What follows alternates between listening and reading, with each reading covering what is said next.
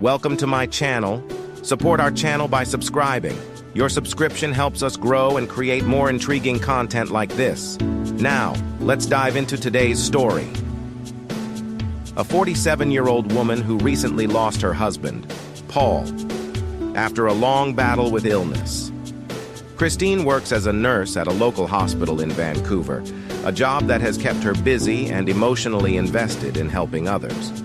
She had been married to Paul for 22 years, and they shared a deep love and respect for one another. After Paul's death, Christine found solace in holding on to the small tokens of their life together, most notably, Paul's wedding ring. The ring had always been a symbol of their commitment, love, and the family they built. Christine's daughter, Megan, a 24-year-old aspiring graphic designer living in the same city, was excited about her upcoming wedding to her fiancé, Dylan, a 26-year-old software developer. Megan had been very close to her father, and the idea of using his wedding ring for her own wedding felt to her like the perfect way to honor him. However, when Megan requested to wear her late father's wedding ring for her own wedding day, Christine was faced with an emotional dilemma.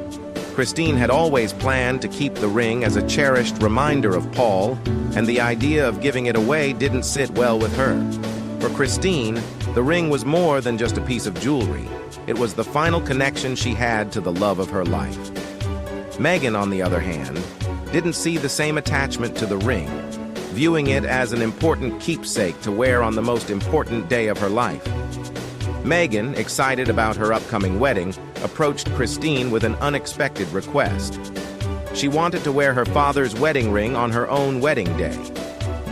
Megan had always looked up to her father, and the idea of having something tangible to represent his presence at her wedding seemed very important to her. She imagined the ring as a way to carry her father's love with her into her own marriage. Megan was planning a lavish wedding with her fiancé Dylan, which was already putting a financial strain on both families. She didn't see the problem with using the ring as a sentimental touch.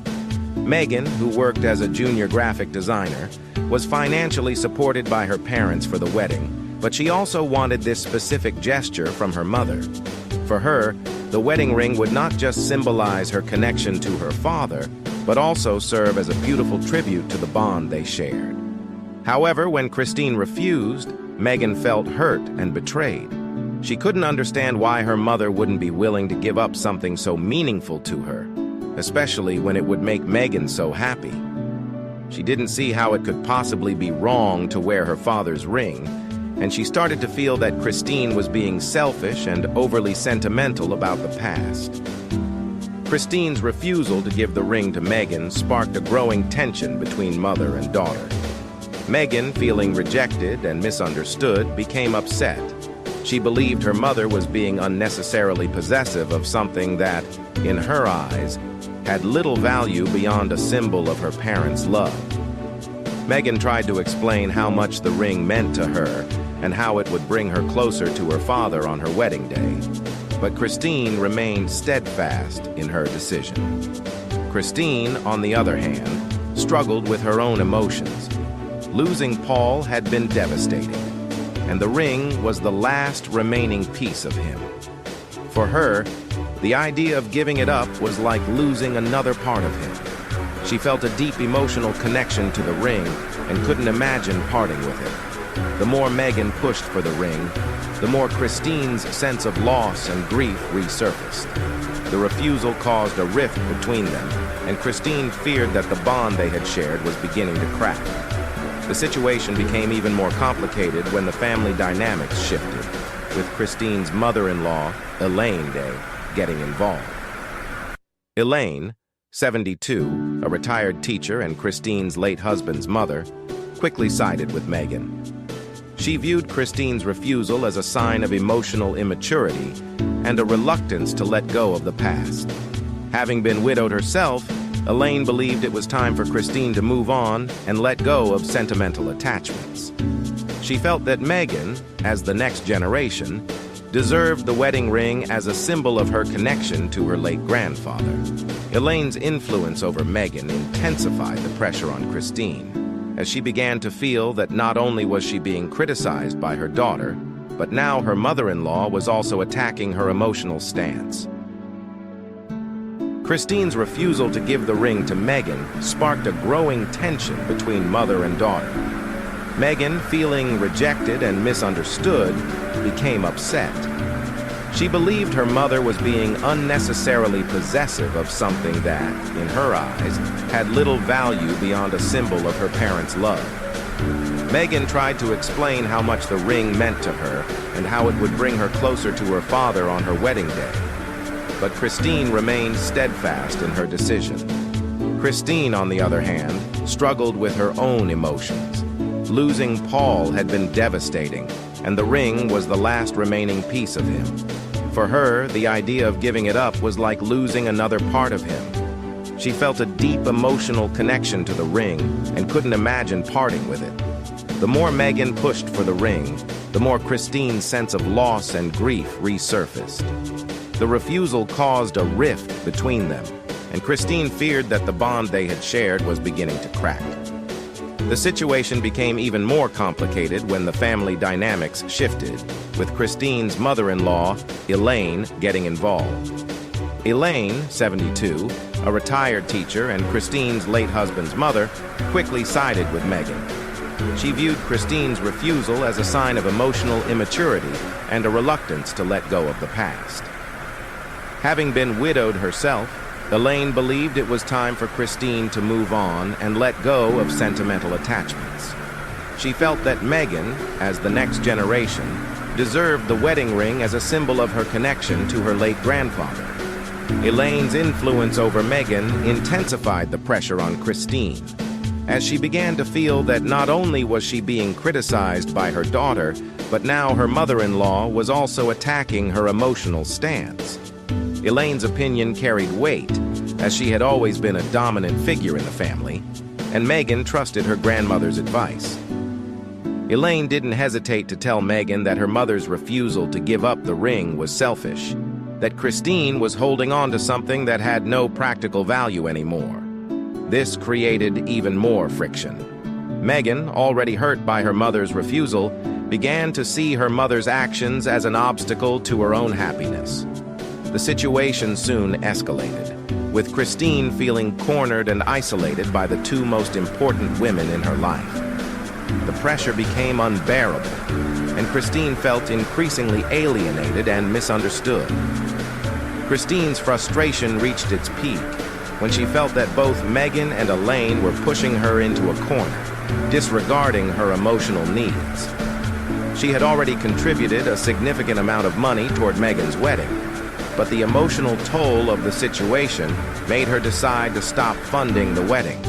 She felt that continuing to do so would only enable her daughter's sense of entitlement, and it would allow the emotional manipulation from Elaine to continue unchecked. Christine calmly explained to Megan that she could no longer fund the wedding, not out of spite, but because she could not support a wedding built on disrespect and manipulation. Megan was furious, accusing her mother of being petty and vindictive. The two women had a heated argument, and Megan threatened to cut ties with Christine if she didn't change her mind.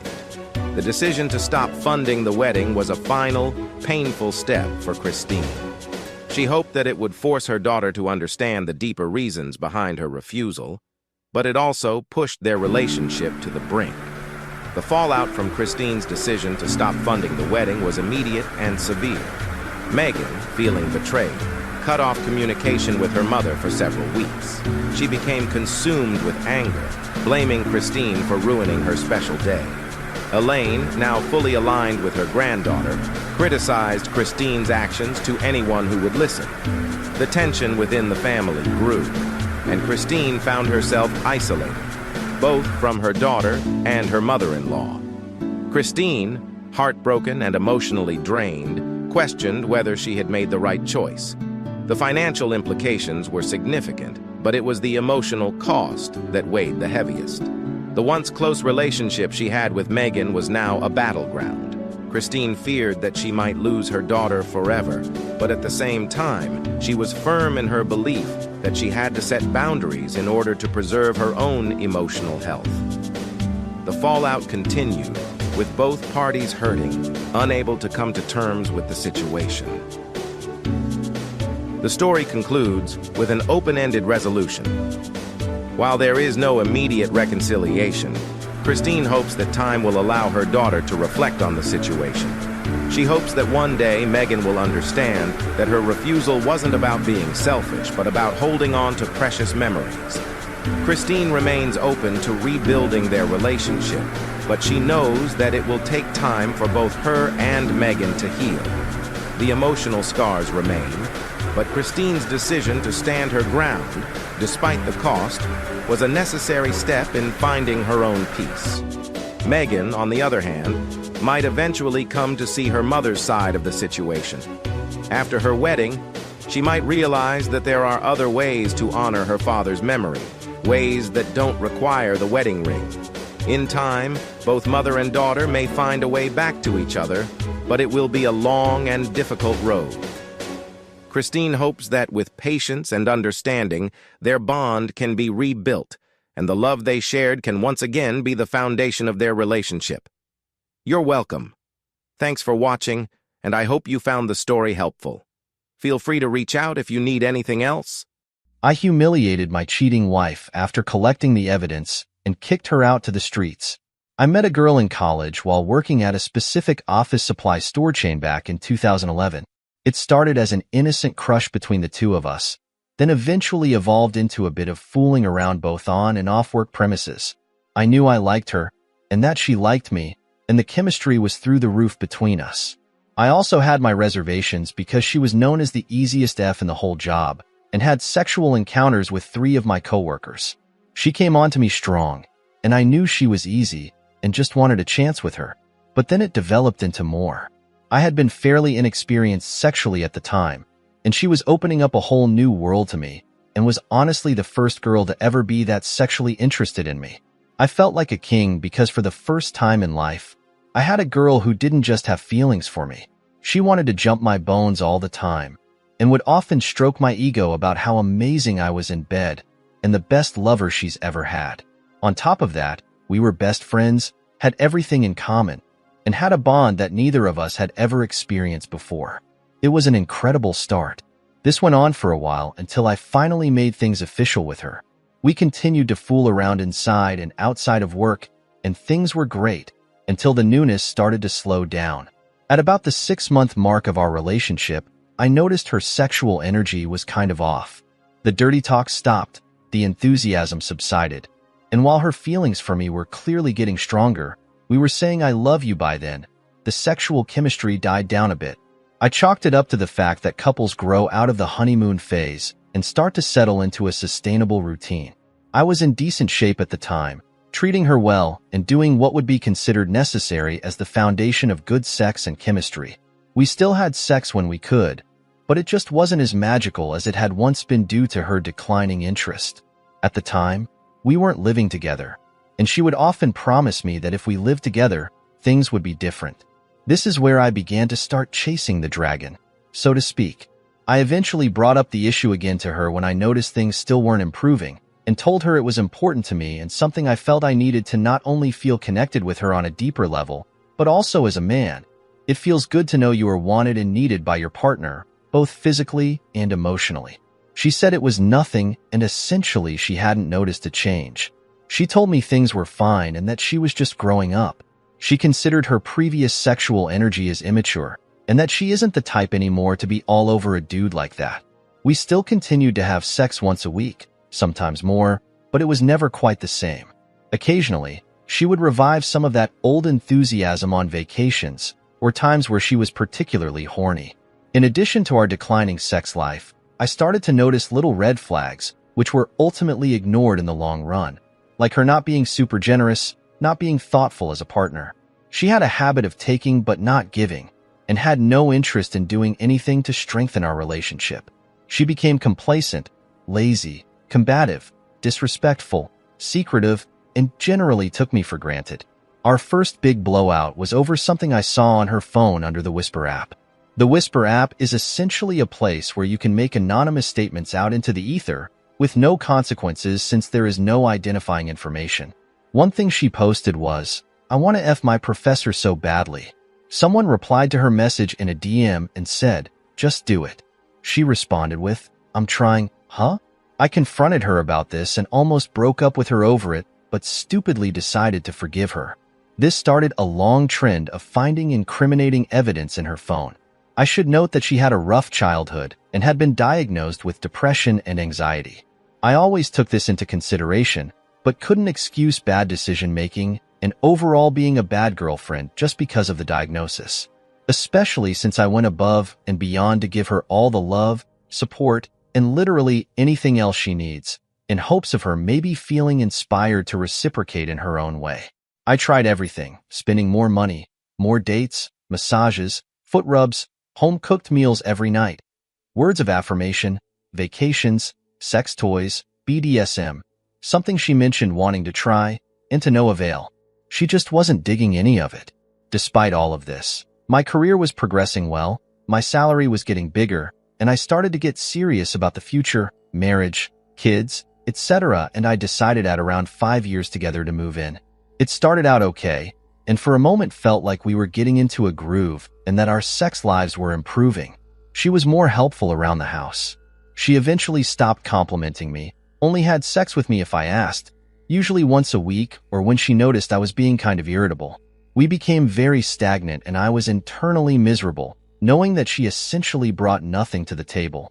Financially, I was the breadwinner and paying for mostly everything, didn't work, to improve our home life, and could care less if I was being satisfied, despite having all her needs met and having an incredible support system. I kept trying to do my best and one-upping myself, went on self-improvement journeys, tried to communicate more, and kept giving. She would say she's trying, but it was always in a way that was the least amount of effort and bare minimum, and would complain that nothing was ever good enough for me. Forgetting to do anything for my birthday, no sex on Valentine's Day despite giving her the works, coming home to her being off of work all week in a dirty house, while the first thing she asked me is what's for dinner. I was becoming exhausted with her and felt like a parent, not a partner. She ignored everything as usual and kept chugging along, thinking my life is this way because I'm not good enough. I need to improve in every way so she can finally see that I'm deserving of love and affection and that I'm worth putting effort into. My self-esteem was nothing at this point, and I eventually decided that the only way to fix this and finally get the girl I fell in love with back was to marry her. Insert facepalm here. I was still holding on to the sporadic moments of affection, the hope of better days, and the fact that if she was everything I needed before that, improving myself and her life can bring her back. In 2019, we finally tied the knot and had a beautiful destination wedding in Jamaica where I told everyone who ever knew us that she's the one and we will be together forever. This is where our relationship started to take a turn for even worse. Because our relationship spanned over 10 years, it's hard to put it all here. I will follow up with a part 2 and explain how the cheating started and how everything eventually led to nasty divorce. Sorry for the wall of text. Alright, Mac John 77 says, this story is an absolute train wreck. You start dating a girl because the sex is great. Eventually the sex dies down and she starts being less affectionate. So you move in with her? Then this continues and escalates and you find evidence of her either cheating or at least wanting to cheat. So you marry her? At a certain point, I have to start taking the blame off of her. She showed you who she really is, repeatedly. You just chose not to believe her. Opie replies, for sure, man. 6 months later, I get it now and obviously, see what you mean. Young, dumb, insecure, and inexperienced. Trust me, I know after a certain point it was my fault for ignoring red flags and pushing forward. Let's go to part 2 and 3. So after our massive destination wedding and tens of thousands of dollars spent on an elaborate display of love, things didn't immediately decline. They actually improved a little. We spent the next few months in what felt like a mini honeymoon phase as we enjoyed the new title and presenting ourselves to our friends and loved ones as the couple that had made it. It felt like we had a fresh start. And while things weren't perfect, I saw her starting to try a little more. She was slightly more affectionate, a little more enthusiastic during sex, helping around the house, and with bills a lot more. She eventually decided she wanted to go back to school so that she could make more money and contribute more. And I agreed to take care of the bills while she used the money from her part-time job to pay for her school. It was at this point that the micro-cheating started to pick back up. The micro-cheating. 2014, before marriage. She posted a comment on an anonymous app explaining how badly she wanted to F her professor and confessed on said app that she was actively trying to do so. I forgave her. 2015, before marriage. A video was sent to a female ex-girlfriend of hers via email of her masturbating. She claimed to have not sent it and that it was a 6-year-old video despite having been sent the month prior. 2016, before marriage. I joked around with her one day and said via text, "I know what you did. Don't try and lie about it either." I knew she watched one of our Netflix shows without me. She then confessed and said she didn't mean anything by it and nothing happened between them. I was obviously shocked and didn't expect any of that to come out. She was hanging out with and flirting with an old friend from high school who clearly had feelings for her. We'll call him Jacob. She claimed nothing happened. I forgave her. 2017, before marriage. I saw a message between her and her group chat friends at work saying how her favorite sexual position is riding. In our personal life, she would tell me she hated riding, and we rarely ever did it in the 10 years we spent together. In 2018, I started noticing that she was a lot more sexually active behind closed doors than she was with me, except for the occasional vacation, and even vacations were hit or miss. She started buying sex toys. Noticed she was regularly watching porn and masturbating more often the moment I would leave the house. I have no issues with this. However, as you can imagine, I was hoping that somehow that would translate to something in our bedroom, and it never did. Despite my best efforts to create a safe space for us to enjoy sex together, for her, sex with me was a chore, a labor of love, something to pacify me and keep me manipulated. If she wanted her needs met, she would rather handle it herself, even when I offered to be a student, learn her body more, and learn how to please her in the way she needed. She continued to decline my offers and stood her ground, saying what you do already is fine. I'm good. I don't need all of that. 2019, 4 months before the wedding. I noticed her starting to become friendly with coworkers at her new job. This wasn't a problem, but they were a group of immature party girls that were dealing with a lot of situationships, according to her stories with them. I would often drop her off and pick her up from work to make things easier for her, so I eventually got to learn a lot about her coworkers. However, there was a particular gentleman at her job that seemed to have a lot of attention from the ladies at work. We will call him Jason.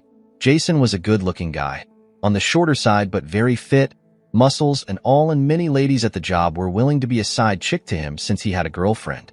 One day, I came across a message to her friend at work explaining to her how hot she thought he was, how she's obsessed with his abs, and she thinks that Jason is going to get her in trouble with her fiancé one day. I confronted her and took the brunt of the blame for invading her privacy. However, the one time every few months that I would snoop through her phone, there was always something incriminating there. I never enjoyed looking through her phone because I knew I would always find something. We moved past that incident and still got married.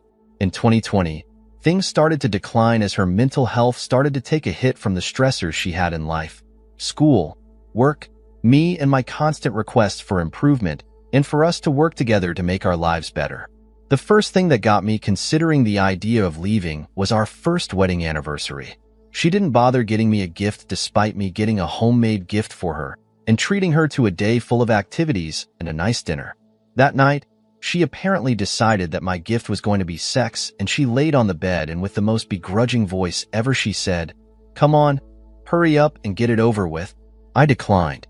The next day when I confronted her about the lack of gift and her negative approach towards initiating sex, she got defensive and said, "I forgot." Okay, I just didn't think about it.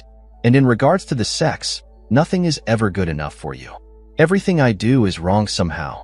She began being a little more complacent. And while she was like a best friend to me, she lacked a lot of the characteristics that would make us feel like more than roommates. Friends with occasional benefits at best. We always got along when it came to things unrelated to our relationship, but I always felt like I was getting the bare minimum from her and constantly starving for love, affection, and sex. She used this to her advantage often and would attempt to use sex as an apology or get out of jail free card whenever I brought up an issue to her. Things chugged along, and we continued going through the motions. We were on vacations, activities, adventures, dinners, you name it. And it was still always just a watered-down version of the person I truly knew her to be. She was my best friend, but I started having trouble seeing a happy future with her. 2021, after marriage. I broke down one day after coming home randomly with my brother, catching her masturbating to a picture of Jason after we hadn't had sex in almost a month. I told her it made me feel unwanted, and it hurt to feel like I'm being deprived because you are focusing your sexual energy on him by yourself. She denied it, said it's not like that, and that she still needs me and what I have to offer, and attempted to be the best version of herself for me for about a week in order to bring me back in. I fell for it. Not too long after this, her mental health took a turn for the worst and she admitted herself into a psych ward. I came and visited her every day after work for 3.5 weeks straight, sat with her in the mandatory therapy sessions, and even brought her favorite foods and snacks when she didn't like the lunch offered that day. I believed if she can overcome her depression and get the correct treatment and therapy that she would be a better person for me and our relationship would improve as a result. It did not. 2022, after marriage. This is when everything officially went to crap. Notice that she is spending a lot more time with our friends and partying and having fun. There was also a trend of being really casually dressed when we went out, but being dressed to impress when she went out with her coworkers. She also developed a new habit of posting overly sexual memes and text posts that were vague, but still clearly had nothing to do with me based on her current sex life. I would question her about it when she would reference things like she loves in the bedroom in these story posts, and I would ask, "Is that something you enjoy? I can do that for you if you like." And she would just kind of dismiss it, feeling as if I was trying to control what she does on her social media. Not too long after this, I'm cleaning under our bed and I find a massive dildo. And I mean massive. I told her it made me uncomfortable that you were using it based on her lack of sex life, and she claimed that she has never used it before. I moved on, but as you can imagine, it left me with a very weird insecure feeling that just never sat right with me. At this point in my life, my career was going well. I had side hustles and passive income streams set up and had started to become a little more consumed with work. However, always set aside entire days and weekends for us to spend together doing something she loved, and I would always spoil her and try to take care of her emotional needs the best I can. I got really into NFTs at the time, and during a week-long NFT convention, I spent a lot of time out that week networking and meeting people from the space. I'm not usually that guy. I'm usually home doing something nerdy and really only went out with my wife and my boys occasionally. However, that week I was out late almost every day, and let her know ahead of time that this was going to be the case and that it would only be temporary, even going as far as to invite her to all of the events I was able to get her into. One morning, I was out late for the Bored Ape Yacht party and was communicating with her the entire time, giving her my timeline and when I planned to arrive home. I found it odd that she was up until 2 a.m. still texting back when she usually went to sleep early. Went home that night, found her still up and didn't think much about it. We both eventually fell asleep. The next morning I noticed she isn't in bed. She sometimes gets up before me, and I get woken up by the sounds of her Apple Watch buzzing frantically with text messages. I look over and see it's from a group message with her coworker and a number saved as Tim Bumble. I opened up the text from her and discovered they were speaking with a gentleman named Tim from the dating app Bumble who looked like a supermodel and sent them multiple pictures proving just how well endowed he was. Both my wife and her coworker were clearly interested in him, as I was hit with a long string of messages between the three of them planning a threesome for the following weekend. In addition to that, nudes were contributed to the group text by each party member, and there was even a side conversation between my wife and him outside of the group chat where she expressed her personal interest in his member and the things she wanted to do to him.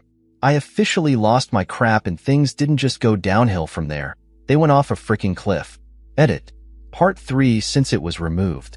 So after finding a mountain of incriminating evidence against her, I gathered my thoughts and proceeded to confront her with A. Who the EFF is Tim? She told me that it was her coworker's friend and that she was putting on an act with him in order to help her coworker out. Apparently her coworker really liked the guy, met him on Bumble, and wanted my wife's help at seducing him into a threesome. The plan was to set up the threesome. My wife would bail at the last minute and Tim and the coworker would be together alone to complete the deed. This was the most idiotic thing I ever heard. Obviously, I was frustrated by the betrayal of her being completely inappropriate behind my back, but it was also the fact that she displayed a type of energy towards this stranger in those messages that I had been trying to receive from her for years. She claimed she was incapable, claimed her sex drive wasn't what it used to be, and that dirty talk made her feel uncomfortable. But here she was contradicting herself in every single way possible. We cooled off for a bit, and I went to a friend's house for 2 days to clear my head and figure out the next steps. We were a week away from going on a 7-day cruise we had planned prior, and I was trying to figure out what to do about it. She obviously apologized profusely and admitted it was dumb to ruin her marriage over helping a friend EFF a stranger. She started the process of trying to temporarily be the world's best wife for the next week, sending me lunch through Uber Eats with love messages, helping out around the house, trying to be sweet and affectionate, and offering me sexual favors. One particular night, we had really great, mind-blowing emotional sex that reminded me of our earlier sex life, and it made me feel like this was the push she needed to get back into that headspace with me again. If this is what she will be like moving forward, then I could possibly move past things and start rebuilding trust again. So I forgave her and tried to move forward, even deciding to take her on the cruise with me. The cruise went all right for the first few days as I tried to keep my mind off things and enjoy the new effort she was putting in and the person she was trying to be for me, but it kept eating me up inside. Eventually, about 4 days in, I cracked and looked through her phone again to see if there was any evidence I was missing out on. To be honest, I didn't really find much other than a conversation with said coworker vaguely commenting on the issues of our relationship based on a conversation they must have had prior. Apparently, she felt that there were issues and problems in the relationship leading to this that she felt comfortable telling her friends and coworkers, but never to me, even when we set time aside for weekly communication sessions. We argued about it, and she broke down crying and stayed in the cabin for the rest of the day, frustrated that I will never get over this and nothing she does will ever be good enough to fix it. The rest of the cruise was quiet and awkward as we tried to make the best of the situation, but the vibe just wasn't the same. When we got back, we started to discuss couples therapy and ways for us to build back up the trust and spark in our relationship. She agreed, and I started looking up therapists and asking for her to do the same. She dragged her feet and never got around to the task despite spending hours scrolling on Instagram daily. Eventually, we found therapy we could afford and started doing sessions, but it was pointless since she put zero thought or effort into any of it and treated it all like a chore. Eventually, I snapped one day during our session, frustrated that she wasn't taking it seriously, frustrated that she didn't even help source the therapy for the problem she created, and even decided to post a funny meme that day about being in a threesome and not knowing what to do. Great meme, really funny, just a little too close to home. At this point, she was all out of effort and completely complacent and devoid of all giving a crap. She began doubling down on the partying and began hanging out and talking to Jason more, spending a lot more time portraying herself as a promiscuous woman on social media and denying a lot of my sexual advances. I stopped planning trips with her or anything for the future because of how weird and uncertain things were. We spent a few months in a weird twilight space where we just went with the flow as roommates, not working on the issues at hand and trying to ignore the dying relationship. It was at this point I started noticing her and Jason getting closer. She'd always mentioned that he was a cool dude and they had similar interests: smoking weed, gaming, anime, etc. I understood why they were cool, and she would say things like, "He's short, he has a girlfriend, we're just friends," nothing more, and I would accept it since I didn't have proof otherwise. I continued to snoop through her phone and didn't find anything incriminating other than walking to the train together after work and smoking weed on their lunch breaks. I told her based on recent events that alone time with him makes me uncomfortable, and I prefer if you not hang out with him alone outside of work. She agreed and assured me it would stop. A month later, I asked if she is still hanging out with him despite the picture being sent from him to her of her walking down the street. I don't know the reference behind this picture, and she claimed not to know why he sent it either. She assured me nothing was going on and sent me a screenshot of her text messages with him, which were few and far between over the course of the last few months, essentially saying that they barely communicate. One Sunday morning, she had plans for brunch with her friends, and she was dressed stunning. Of course, I had already felt like she put more effort into her appearance when going out with friends than with me, but I saw she was happy and excited for the day, and I tried to just internalize it. She noticed I was a little off, and asked me what's going on with you. You seem upset about something. I told her how I felt, and she proceeded to cry, saying I always have to find a way to ruin her fun and put her down. It's like you see me being happy about to go have fun and try to take it away from me before I go. That was never the case for me, and I explained that to her, but it fell on deaf ears, and she just left upset. She ignored my texts and calls the rest of the day as I tried to gauge when she was coming back home. My cousin was admitted to the hospital the day before, and I wanted to use the car to see her. She never responded. I ended up falling asleep waiting for her to come home around midnight, only to wake up when she drunkenly stumbles into bed and passes out with all her clothes on from the night before. She refuses to answer any of my questions and falls asleep. Me being upset and unable to sleep, I went into the living room to sleep. I noticed something fall out of her jacket pocket and saw it was a throat spray she had apparently purchased that night. It was still in the packaging, and she keeps all of her receipts. I never brought it up to her as I didn't know how to. In the morning, I asked her what happened that night, and she said she got really drunk and was upset with me and wanted her space. She also told me that she decided to do coke that night for the first time. Neither of us had ever tried it because her friend really wanted some, and she tried to bump off a random dealer in the middle of the park to test it before purchasing. I freaked out and told her it was idiotic and irresponsible, and she could have died, but she brushed it off and told me I'm always mad about something. 2 days later on Yom Kippur, I went to work to see most people had decided to work from home that day. I wasn't aware that the holiday was that day and thought it back to earlier in the morning. My wife was getting ready for school as I was getting ready for work and was prepared to head into class. After realizing that she went to a public college and shouldn't have class that day, I called her to find out where she was. She never answered and instead texted me telling me she found out there was no class when she got there and was headed back home. It was around 12 p.m. I told her to call me ASAP. She took 2 hours to do so, saying she was on the train. I didn't feel comfortable about it, and later at home asked her to promise me she was telling the truth. I noticed that night in her phone that her coworker had texted her, "How did it go?" to which she called her and spoke with her for 20 minutes.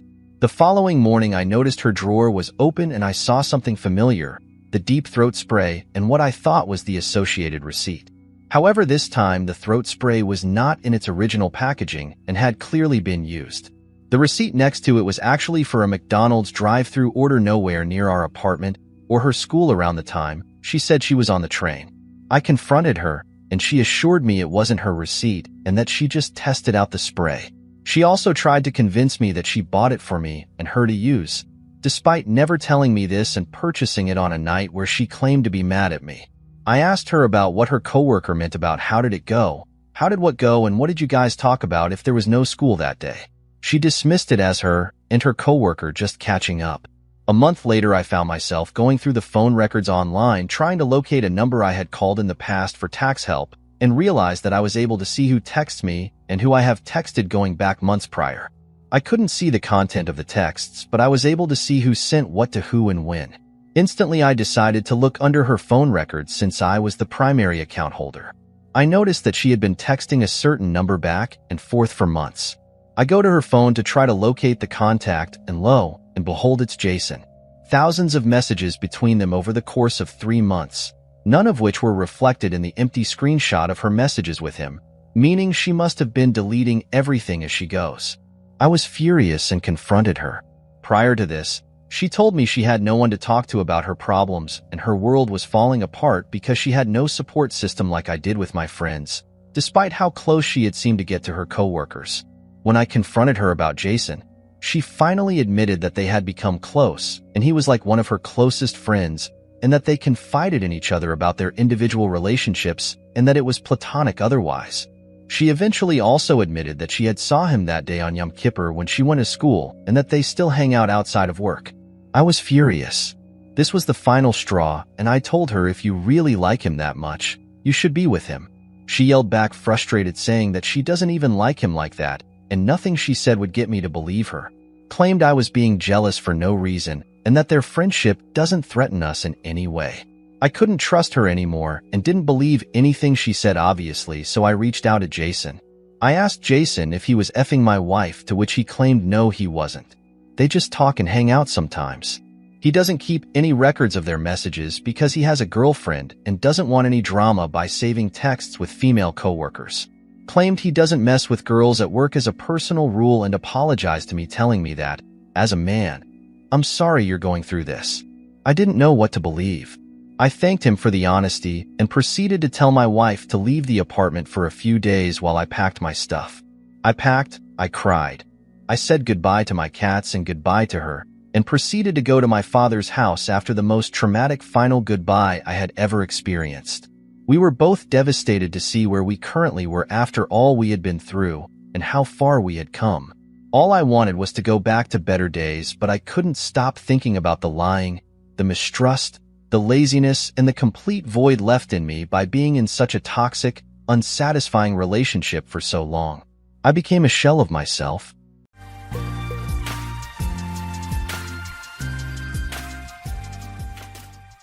The first time I met Brianna was at a coffee shop just off campus. I was a sophomore working part-time as a barista, juggling my studies with the demands of earning enough to stay afloat. She walked in with an air of confidence, her laughter filling the small space as she joked with a friend. I couldn't help but notice her vibrant energy. When she ordered a chai latte, I accidentally gave her a cappuccino instead, leading to an awkward exchange that ended with her smiling and saying, "I'll give you a pass, this time." That chance encounter turned into more. We kept bumping into each other at campus events, and I finally mustered the courage to ask her out. Our first date was nothing glamorous, just burgers at a local diner and a late-night walk by the lake. But it was perfect. Brianna was studying criminal justice, her dream to work in law driving her determination. I was captivated by her ambition and her ability to make me laugh until my sides hurt. By the time we graduated, we'd become inseparable. I secured an entry-level role at a publishing house, and Brianna found a position at a law firm. We worked long hours and lived in a tiny apartment with creaky floors and peeling wallpaper, but we were happy. It was during those years that we built the foundation of our life together. Long talks about our dreams, late-night dinners of cheap takeout, and laughter that echoed through those shabby walls. When our first child was born, life shifted in ways we couldn't have imagined. I remember holding her hand as she gave birth, marveling at her strength and the new chapter unfolding before us. Brianna temporarily stepped back from her career, pouring herself into motherhood while I climbed the corporate ladder. Despite the sleepless nights and endless diapers, we were a team, balancing the chaos with love and unwavering support for one another. As our family grew, so did the demands on our time and energy. We moved into a modest house, gradually transforming it into a home filled with memories. Brianna returned to work once our youngest started kindergarten, excelling as a paralegal. Watching her thrive professionally while managing our family with grace only deepened my admiration for her. Our days were hectic, but we always made time for each other. Weekly date nights and summer vacations where we'd reconnect away from the noise of everyday life. Looking back now, I realize those early years were filled with milestones that shaped us. Every triumph, every challenge, and every compromise brought us closer. We'd weathered storms before, financial stress, career shifts, and raising children, but nothing had prepared me for the crossroads we were about to face. The signs had been there, subtle yet persistent, but I was too blind to acknowledge them. For several weeks, the clues had been right before me, yet I failed to see them. My wife, Brianna, had begun lavishing me with an unusual amount of care and attention. Instead of the usual quick toast and coffee in the mornings, she started preparing elaborate breakfasts. Evening meals became a celebration of my favorite dishes, often accompanied by wine. She'd then appear in new lingerie, shower me with affection, and entice me to bed earlier than usual.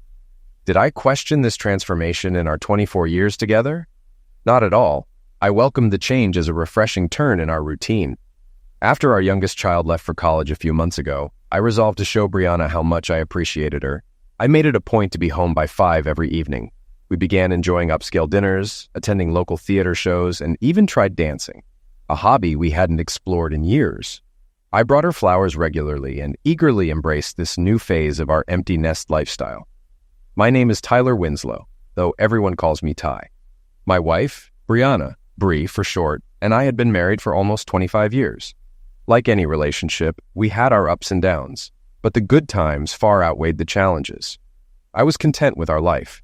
I work as a senior director at a major publishing house, having climbed the ladder over 2 decades.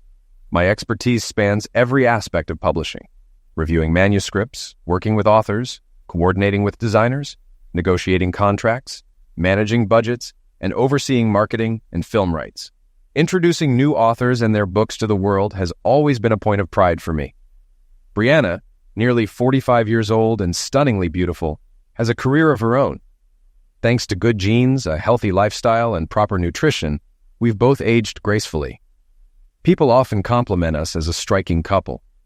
Since our youngest started kindergarten, Bree has been working as a paralegal at the prestigious law firm Thomas, Dixon & Harris. Over time, she was promoted to manage the paralegal team, overseeing assignments and workflow for the entire department. Everything changed last Wednesday. I came home as usual around 5 p.m. and found Bree in the kitchen, preparing dinner. For weeks now, her meals had been more elaborate and thoughtful than ever before.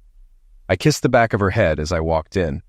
Typically, Bree would turn to kiss me properly, but this time she didn't. "No grand welcome kiss for me today?" I teased. She responded without looking up. "I'm just glad you're home." Her tone felt distant, as if she was avoiding even a brief moment of connection. "Is something wrong?" I asked. "Nothing at all," she replied quickly. "Go change, and I'll have a glass of your favorite wine ready when you come back down." Though her response felt dismissive, I brushed off my unease and went upstairs. After hanging up my suit and tossing my shirt in the laundry basket, I changed into more comfortable clothes, a pair of Dockers and a sweatshirt. Dinner that night wasn't extravagant, but it was clear she'd put thought into it. We started with a simple salad of lettuce and tomatoes, followed by a main course of roasted pork served over cauliflower rice. As we toasted with glasses of wine, Bree looked at me and said, "You know I love you, right?" There was something different in her voice. This wasn't the usual casual "I love you" we exchanged daily. I nodded, replying, "And I love you too." After dinner, we cleared the table as usual. I loaded the dishwasher while Bree stored the leftovers. She excused herself to go upstairs and change into something more comfortable. Anticipating another romantic evening, I eagerly followed her lead. When I entered the dimly lit living room, I saw Bree reclining on the sofa in a revealing negligee that barely covered her. Her beauty took my breath away. Without hesitation, I knelt by the sofa and kissed her deeply. The moment was electric. My kisses trailed from her lips to her bare shoulders, and soon her negligee slipped off, exposing her chest. Her figure was stunning, and I couldn't help but admire her, as if for the first time. "You love me, don't you, Ty?" she whispered. "You'll always love me no matter what?" "Of course," I assured her without hesitation. I quickly undressed and joined her on the sofa, where our passion ignited once more. Half an hour later, we lay entwined, savoring the afterglow. That night, she seemed more fervent than ever. "It feels so good to rediscover the spark we've missed over the years," I said, kissing her gently. Our conversation drifted to compliments about how well we both maintained ourselves over the years. I teased that she could easily pass for someone in her early 30s, while she playfully ran her hand over my abs, praising my fitness. Just as I was drifting off, Bree's voice pulled me back. "Honey, there's something I need to tell you," she said softly. "Anything," I murmured, still half asleep. "You know how much I love you, right?"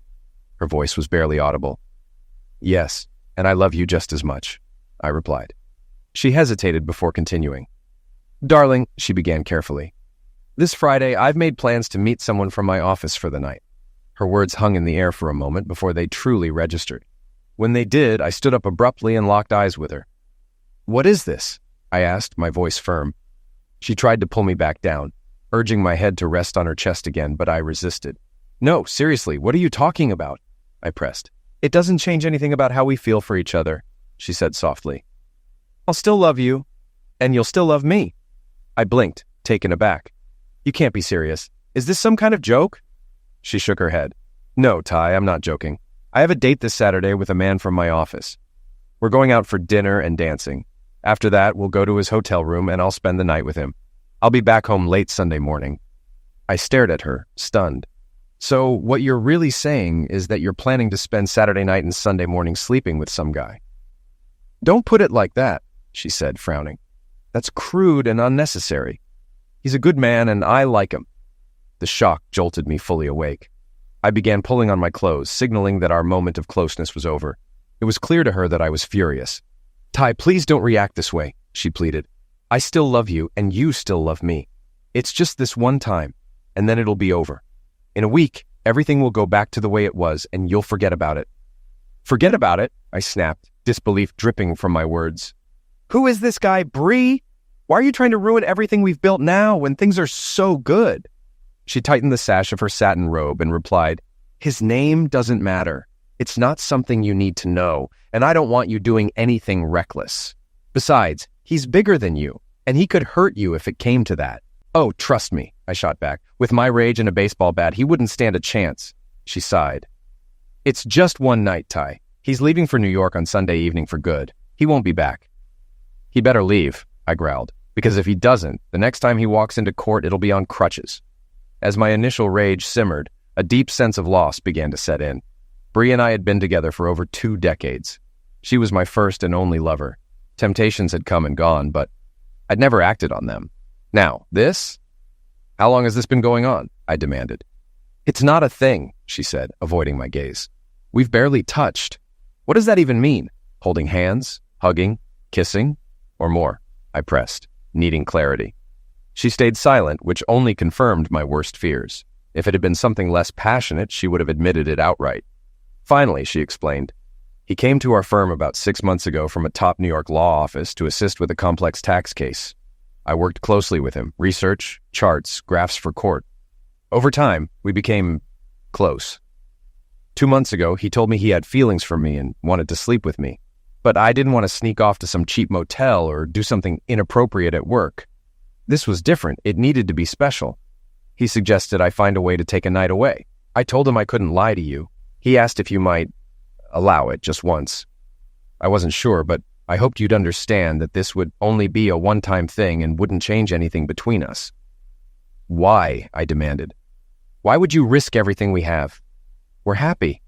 We love each other. We have an incredible marriage, amazing kids, no financial worries, and our health.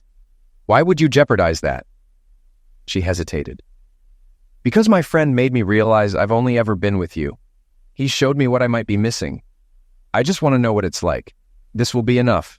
It'll make me feel whole. He cares about me, and I care about him. It's not some tawdry affair.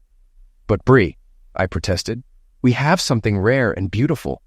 You're the only woman I've ever been with, and I thought I was the only man you'd ever been with. You don't understand, she said, her voice trembling. I need this. I want this. I want him. Why? I asked, desperate for a reason. She sighed deeply. He's so attractive, Ty. He's younger than me, but still finds me irresistible. I'm drawn to him in a way I can't explain. I just need to experience this, or I'll regret it forever. He feels the same way. Please, let me do this. Afterward, I'll be yours completely. I'll never agree to this, I replied firmly. It'll destroy us, Bree. It'll ruin our marriage. No, it won't, she insisted. Once it's over, I'll be the best wife you can imagine. I'll cook for you, keep the house immaculate, do the laundry, the shopping, everything.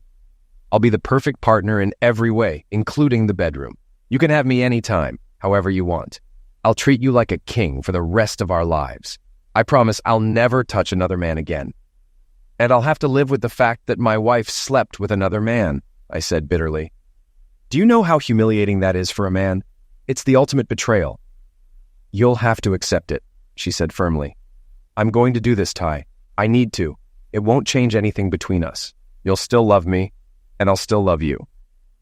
So that's what all the affection and attention over the last 2 months was about, I said coldly. It wasn't about us becoming empty nesters. You were trying to soften me up so I wouldn't push back on this insane idea. Well, guess what, Bree? That's not going to happen. Bree stood firm, unmoved by any of my arguments or objections. Her mind was made up and she wasn't going to reconsider. I didn't resort to pleading. She would have to deal with the fallout of her choices, whatever that might mean. I didn't yet know what consequences lay ahead. I went to our bedroom, packed a few items I'd need for the next day, grabbed my toiletries, and relocated to the guest room, which had its own attached bathroom in our spacious home. As I was moving my belongings, Bree tried to stop me. Don't do this, Ty, she said. Nothing's going to change. I know you're upset now, but by Sunday afternoon, this will all be behind us. We'll go back to being us. I paused, meeting her gaze. I'm not just upset, Bree, I replied, keeping my tone calm but resolute. If you go through with this, we'll never be us again. I closed the guest room door without waiting for her response. Inside, I was left alone with my thoughts, which swirled chaotically. I considered all the possible responses: divorce, moving out, demanding that Bree leave, physically stopping her from going, even telling her parents or our kids. But none of these options felt right. I couldn't bring myself to divorce her. I still loved her, despite her lapse in judgment. I wasn't about to leave my own home either, and evicting her, while tempting, felt extreme. I also doubted that involving her family or ours would solve anything. If Bree chose to call off her plans, it needed to be her decision, not one coerced by outside pressure. Otherwise, it might just push her into being more secretive in the future. It was Thursday evening, and it was clear that Bree had waited until the last minute to tell me. This tactic limited the time I had to process, respond, or try to prevent her from following through. I was terrified. She admitted to having feelings for this man, and I couldn't help but wonder, was she considering leaving me now that the kids were out of the house? The thought shattered me. What if she found their night together more satisfying than our closeness? What if this opened the door to more? For 25 years, Bree and I had shared a comfortable, familiar closeness. There weren't many surprises left in our physical relationship, but I still found her incredibly attractive. Whether she wore a sleek black dress, a hot negligee, or just a towel, her body had never stopped exciting me. But now, as much as I feared the future, I started to consider ways to stop her. Could I somehow prevent her from going through with this? If her Prince Charming left town before they met, I'd have time to remind her of what she was risking. And maybe, just maybe, I could make sure she never entertained an idea like this again. Before I finally fell asleep late that night, I devised a plan. Talking Bree out of her decision seemed impossible, but perhaps her employer could intervene. I knew that Thomas, Dixon, and Harris, the law firm where Bree worked, had strict rules against workplace relationships. If I spoke to one of the senior partners about her situation, they might confront her about how her actions could affect her career. The next morning, I woke up first. Normally, I'd brew coffee for Bree before leaving for work, but not today. When she greeted me with a hesitant, "Good morning," I didn't reply in kind. All I said was, "Don't do this," before leaving the house without our usual goodbye kiss. I knew she noticed the shift in my behavior. Later that morning, I drove downtown to the offices of Thomas, Dixon, and Harris. Their firm occupied the top floor of a modern skyscraper. The reception area was as sleek and impressive as I remembered from past events, an open layout with plush seating, a fully stocked bar, and walls adorned with tasteful artwork. Seated at the central reception desk was Emily Stratton, the firm's office manager. Emily and I had crossed paths many times over the years at local events, and while we weren't close, we were friendly acquaintances. Despite being in her mid-50s, Emily carried herself with grace and poise. Her conservative attire never drew attention to her figure, but she had an understated elegance that didn't go unnoticed. With her golden hair always pulled into a bun and glasses perched on her nose, she exuded professionalism. Emily's face lit up when she saw me walk in. "Tyler, what a nice surprise," she said warmly, stepping out from behind her desk to greet me. She gave me a quick hug, her cheerful demeanor temporarily lifting my gloom. "Emily," I said with a faint smile, "I need to speak with Mr. Thomas. It's personal and important." Her expression grew serious. "This is about Brianna, isn't it?" she asked perceptively. I hesitated before answering vaguely. "Maybe." Emily nodded knowingly and adjusted her glasses. "Mr. Thomas is just finishing up a meeting," she said, checking his schedule. "He has about half an hour before he heads out for lunch with clients." "I'll make sure he has a moment to talk with you." I thanked her and took a seat in the waiting area. A few minutes later, Emily brought me a cup of coffee. "I added a splash of Bailey's," she said with a wink. "You look like you need it." Her gesture of kindness brought a faint smile to my face, but my mind was still focused on the difficult conversation ahead. I only hoped that William Thomas could help me stop Bree before it was too late. Moments later, the intercom on Emily's desk buzzed. "I'm back in my office, Emily," came Mr. Thomas's voice. Emily seized the opportunity. "Mr. Thomas, Tyler Winslow is here. He's hoping to speak with you for a few minutes. It's important." There was a brief pause. Mr. Thomas replied thoughtfully. "If you think it's worth my time, send him in. I can spare about 5 minutes before my next appointment." Emily guided me through a pair of glass doors, down a short hallway, and to a large, intricately carved wooden door.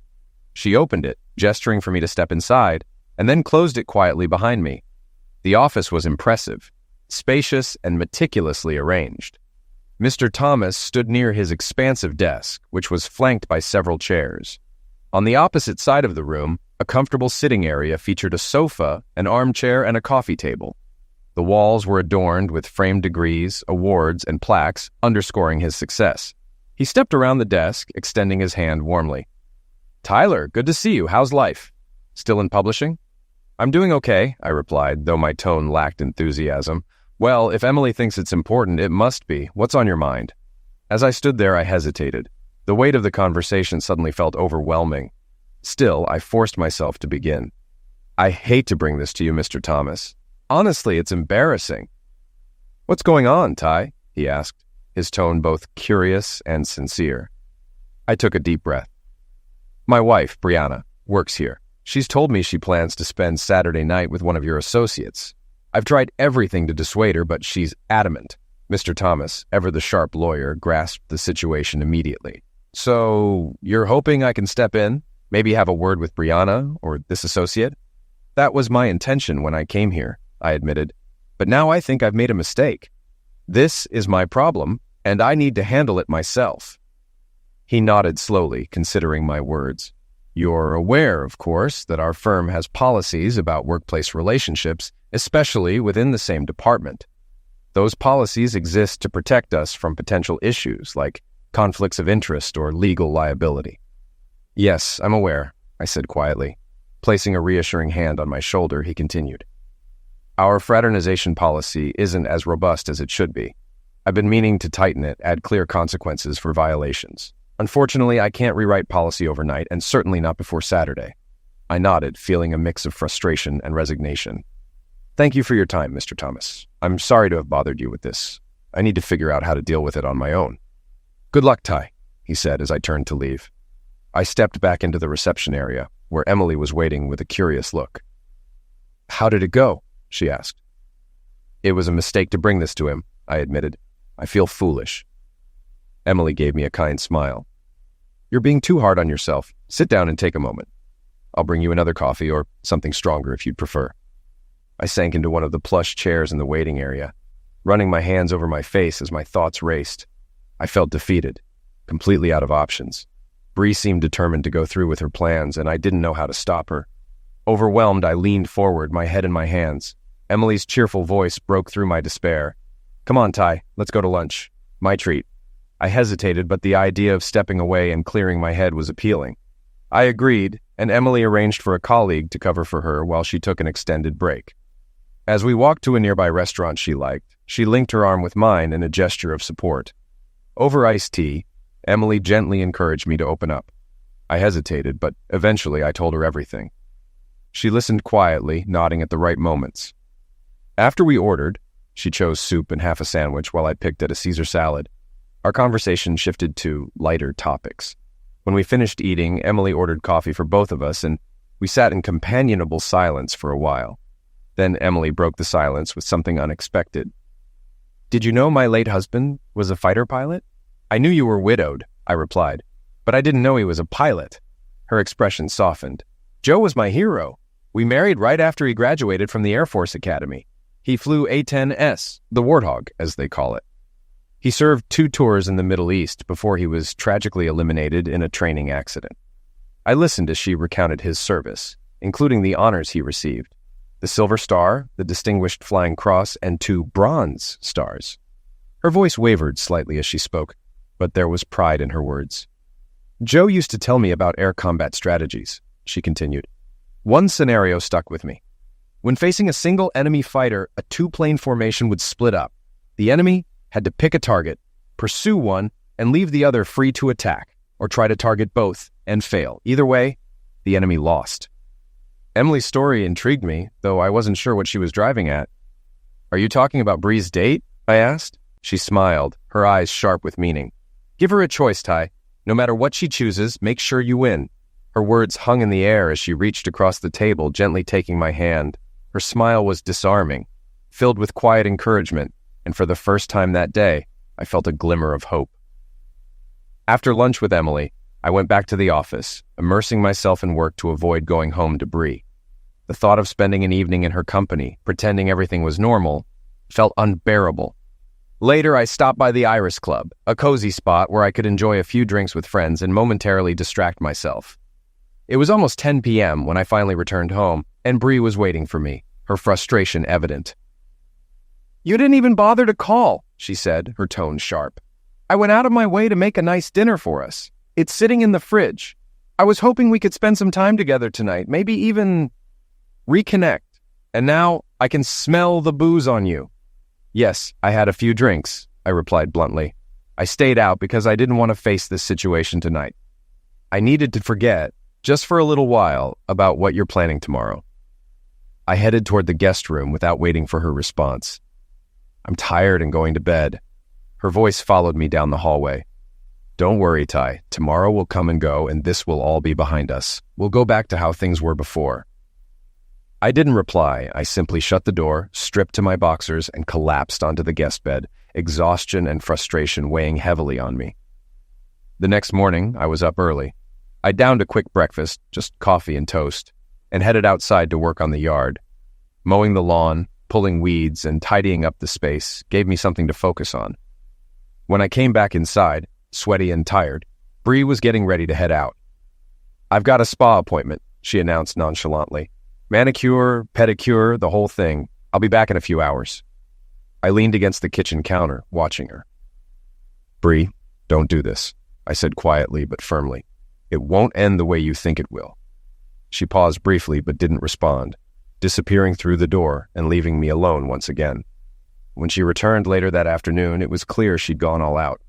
Her hair was pinned up in an elegant style, her nails painted a bold, vibrant red. She looked radiant, too radiant. I could tell she was preparing for something special. Meanwhile, I'd been busy as well. The living room had been transformed, the furniture rearranged, and the rug rolled up to reveal an open space. Bree stopped in her tracks, taking in the room. "What's going on, Ty? Why is the rug rolled up, and why is the coffee table pushed to the side?" "I made room for dancing," I said casually. "I thought we could have a romantic evening together." She crossed her arms, skepticism etched across her face. "What are you trying to pull?" "Nothing underhanded," I replied. "I just want to show you that staying home tonight would be the better choice. Let me show you something." I gestured toward the dining room. Reluctantly, she followed me. I'd set the table with meticulous care, using our best china, crystal glasses, and silver flatware. A bouquet of roses sat in the center, flanked by 2 tall candles, their warm glow creating a passionate atmosphere. It was the kind of table you'd find in a high-end restaurant. "Ty," she said slowly, her voice firm, "I see what you're doing, but it's not going to work. You know I already have plans tonight." "I know what your plans are," I said evenly. "But plans can change. Sometimes something better comes along. Are you really going to disappoint me for him?" "Ty, don't do this to yourself," she said, shaking her head. Ignoring her words, I led her to the kitchen where the evening's menu was already underway. "Let me walk you through what I've prepared," I began. "We'll start with a chilled green gazpacho, garnished with chopped yellow tomatoes and cucumber. Then, a crisp salad of iceberg lettuce with avocado and bacon, drizzled with ranch dressing. To cleanse the palate, I've made a lime sorbet." "Ty, stop," she said softly. "You're putting so much effort into this, and it's not going to change my mind," I continued, undeterred. "The main course is a pork chop stuffed with rice and herbs, finished with a béarnaise sauce. On the side, asparagus sautéed with garlic butter and creamy potato gratin. For dessert, a scoop of vanilla ice cream with green crème de menthe. We'll finish with coffee and your choice of liqueur." Bree sighed, exasperation mingled with guilt. "It sounds amazing, but I'm leaving tonight. I even bought a new dress for the occasion." She turned and headed upstairs. I heard the shower running as I went to our bedroom to change. I put on a pair of black pants, a fitted black shirt, and leather dance shoes. A formal suit seemed unnecessary for a dinner at home. When Bree came downstairs, my heart sank. She was stunning. Her black dress hugged her figure perfectly, with a neckline that drew attention to her décolletage. The hemline stopped modestly above her knees, but the slit along the side climbed daringly high, revealing a glimpse of her stocking tops as she moved. Her heels, adorned with delicate diamond-studded straps, added the finishing touch. "How do I look?" she asked, spinning slightly to show off the ensemble. Anger simmered beneath the surface, but I kept my tone calm. "You look incredible," I said, forcing a tight smile. "Like you're dressed to impress someone, but not me." It's a special night, Ty. I wanted to look my best. Don't worry. I'll wear this for you another time, she said dismissively, walking past me toward the door. As I flipped through the radio stations, George Michael's Careless Whisper came on, a song that always pulled at my emotions. I turned up the volume, letting the familiar melody wash over me. Can I have one last dance before you go? I asked softly. Bree hesitated for a moment, then gave a reluctant nod. All right, just one. I walked over, gently took her hand, and pulled her into a slow embrace. We swayed to the rhythm, her body close against mine. The scent of her perfume was achingly familiar, stirring memories of better times. You're wearing English leather, she murmured, a faint smile on her lips. I know it's your favorite, I replied. As the song reached its final verses, I trailed soft kisses along her cheek and down her neck. She sighed, her response almost instinctive, a gentle sound of contentment. Encouraged, I slid my hand to the strap of her dress, easing it off her shoulder while kissing her neck. She froze, pulling back abruptly. No, Ty, don't. You know I'm leaving tonight. We can do this another time. I held her gaze for a moment, my voice low and steady. It's not too late to change your mind. Her expression hardened. I'm not changing my plans, Ty. I told you I'm going on this date, and I don't want you to ruin it. Exhaling slowly, I stepped back.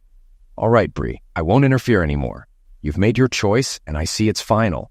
But before you walk out that door, there are two things I want you to do. Suspicion flickered across her face. What are they? First, I said, gesturing toward the dining room, I want you to see what I've done. Look at the table I set for us tonight. I want you to remember it as you walk out. I lit the candles and dimmed the lights, bathing the room in a soft golden glow. The scene was passionate and romantic, a picture of what could have been. Bree glanced at the setup and shrugged. We can have a romantic dinner another time, Ty. I stepped closer, took her left hand, and carefully slid off her wedding and engagement rings. Second, I don't want you touching him while wearing the rings I gave you. These are symbols of us, and you're choosing to leave them behind tonight. Her eyes widened slightly as I placed the rings, along with my own wedding band, on the small hallway table. For a moment, she looked uncomfortable, even guilty. Okay, she said quietly. As Bree reached for her shawl and clutch, the doorbell rang. Both of us turned toward the sound, surprised. Through the frosted glass, a figure stood silhouetted. Who could that be at this hour? She muttered, moving to open the door. When she did, her voice caught in a mix of surprise and confusion. Emily? What are you doing here? I stepped forward, taking Emily's hand and guiding her inside. Bree's eyes darted to Emily's outfit, a striking cocktail dress far removed from her usual conservative work attire. The scarlet dress clung to Emily's curves, with off-the-shoulder straps tied in delicate bows. Her legs were accentuated by French-style red stockings, and her updo was decorated with a ribbon matching her dress. Ty invited me, Emily said smoothly, her gaze drifting to the candlelit dining table. He promised me an evening of romance, dinner by candlelight, slow dancing, and cozying up by the fireplace. How could I say no? Bree's expression shifted from shock to disbelief. You look so different from how you dress at work, she blurted out. Emily smirked, adjusting the strap of her dress. I like to dress up for special occasions. And you look stunning, too. That dress will be fun for Stanley to take off. Bree froze. Stanley? How do you know about him? Emily laughed lightly, her tone almost mocking. Oh, everyone in the paralegal department knows about Stanley. The tax department, too. Stanley isn't exactly subtle. Bree's cheeks flushed. We tried to be discreet. Discreet? Emily interrupted with a laugh. From the moment Stanley arrived, he made his intentions obvious, and you didn't resist. Shorter skirts, plunging necklines, more makeup, and his favorite perfume. Honestly, you were an open book. Bree looked down, her voice barely above a whisper. It was supposed to be harmless, just a little flirting. Then I got caught up in it. I thought it would be just one night. I stepped forward, draping her shawl over her shoulders and guiding her toward the door. One night, huh? Fine. Go, but don't come back until tomorrow morning. I've given you every chance to stay with me, but you chose him. Bree hesitated for a moment, her face a mix of guilt and defiance. I'll be back, she said quietly as she stepped onto the porch. Have fun tonight, I said, closing the door behind her. For a moment, I stood in silence, hearing her car pull away. My chest felt heavy with the weight of what had just happened. things would never be the same again. Emily approached, her expression softening. "I can't imagine how you feel, Ty," she said gently. "But remember, no matter what choice Bree makes, you've already won." She reached up, cupping my face in her hands. Her lips met mine, a gentle, reassuring kiss that slowly deepened. I wrapped my arms around her, pulling her closer as the kiss became more passionate. When we finally pulled apart, both of us were breathing heavily. "Let's not waste the evening," Emily said with a small smile. "Show me this dinner you've prepared." I told Emily that dinner wasn't quite ready, but invited her to help if she felt like it. She agreed with a smile, following me into the kitchen. I pointed to 3 open bottles of wine, a crisp Chardonnay, a bold Cabernet, and a sweeter dessert option. She chose the Chardonnay. After pouring her a glass and tasting it myself, I playfully slipped an apron over her head and tied it around her waist. Standing behind her, I gave her a quick kiss, which made her laugh. "What's my assignment, chef?" she asked, clearly enjoying herself. "I've already baked half a pound of bacon," I said. "I need you to cut 5 strips into 1-inch pieces and mix them with the chopped iceberg lettuce. Then, dice the avocado and add it to the mix." While Emily worked, sipping her wine and chatting lightly, a sudden wave of self-doubt crept in. I glanced at her, the most stunning woman I'd ever been close to, and couldn't shake the thought that I might not measure up. My entire life I'd only been with one woman, Bree, while Emily might have had far more experience. The thought unnerved me. I stepped up behind her, gently placing my hands on her waist. "I've only ever made love to Bree," I confessed quietly. "It makes me worry that I won't be good enough for you." Emily paused and leaned back against me, her tone reassuring. "Ty, you have nothing to worry about. Just treat me the way you'd treat Bree, and let's see where it goes. If I want something different, I'll tell you, and if there's something you want, just say so. Whatever it is." She turned her head slightly and added with a playful smile, "And, by the way, I love foreplay." I kissed the back of her head, feeling a flicker of confidence return. "Thanks. Have you ever been a cheerleader? You sure know how to inspire someone." She laughed. "The salad's done," she announced, taking the bowl into the dining room. I followed, pulling out her chair and helping her sit before taking my own seat at the head of the table. Before starting, I refilled our glasses and raised mine for a toast. "To an unforgettable night," she said, her eyes sparkling. "I'll drink to that," I replied. Dinner unfolded beautifully. I served each course, and Emily complimented every dish, calling it a 5-star meal that could rival any fine dining experience. When dessert was finished, I told her to relax in the family room while I tidied up. Once the dining area was spotless, I joined her. The soft sounds of rain and distant thunder played on the stereo, creating a soothing backdrop. Emily was gently swaying to the music, lost in the moment.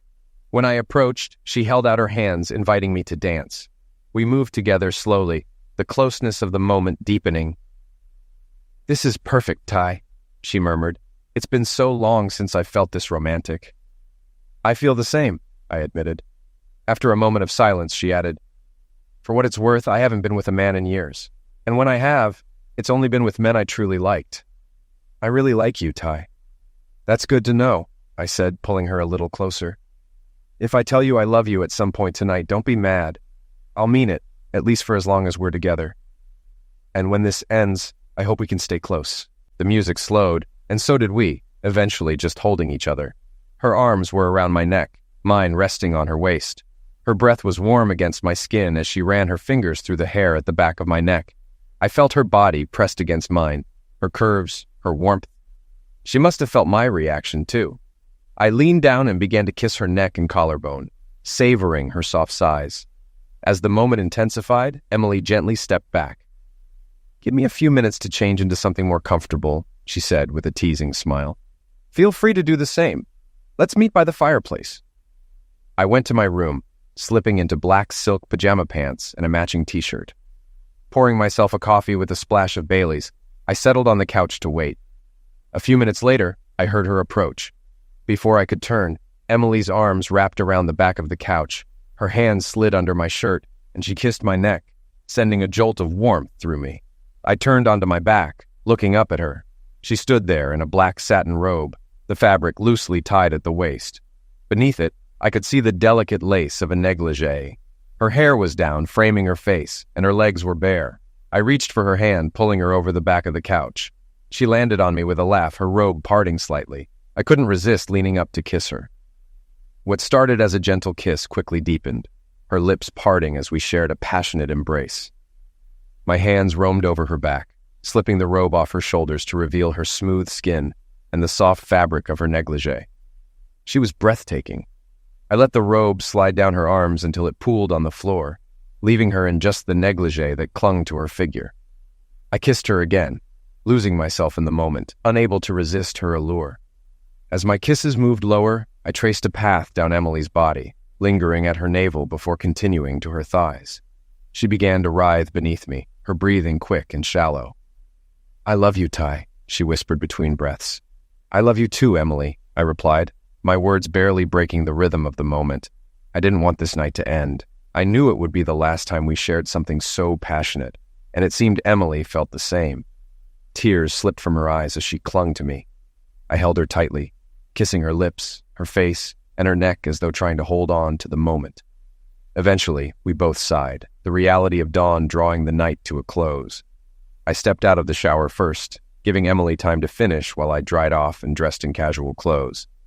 She emerged moments later, and I handed her a soft, oversized towel. She had brought a change of clothes, and soon we were both ready to leave the house. "Do you want to grab brunch?" I asked. Her face lit up, and she nodded. "I'd love that." We headed to a nearby cheesecake factory in a bustling shopping center. It was just opening when we arrived at 10 a.m., and we lingered over coffee and conversation before heading back. By the time I returned home around noon, Bree's car was already in the garage. I entered through the side door, passing through the kitchen, where I noticed a pot of coffee on the stove. Pouring myself a cup, I made my way to the dining room and found Bree seated at the table, a coffee cup in front of her. Her posture was rigid, her expression stern. In contrast, I felt calm, almost smug. A faint smile tugged at the corners of my mouth. It was time to address the elephant in the room. "So," I began, "how was your evening?" "Fine," Bree replied flatly, her tone guarded.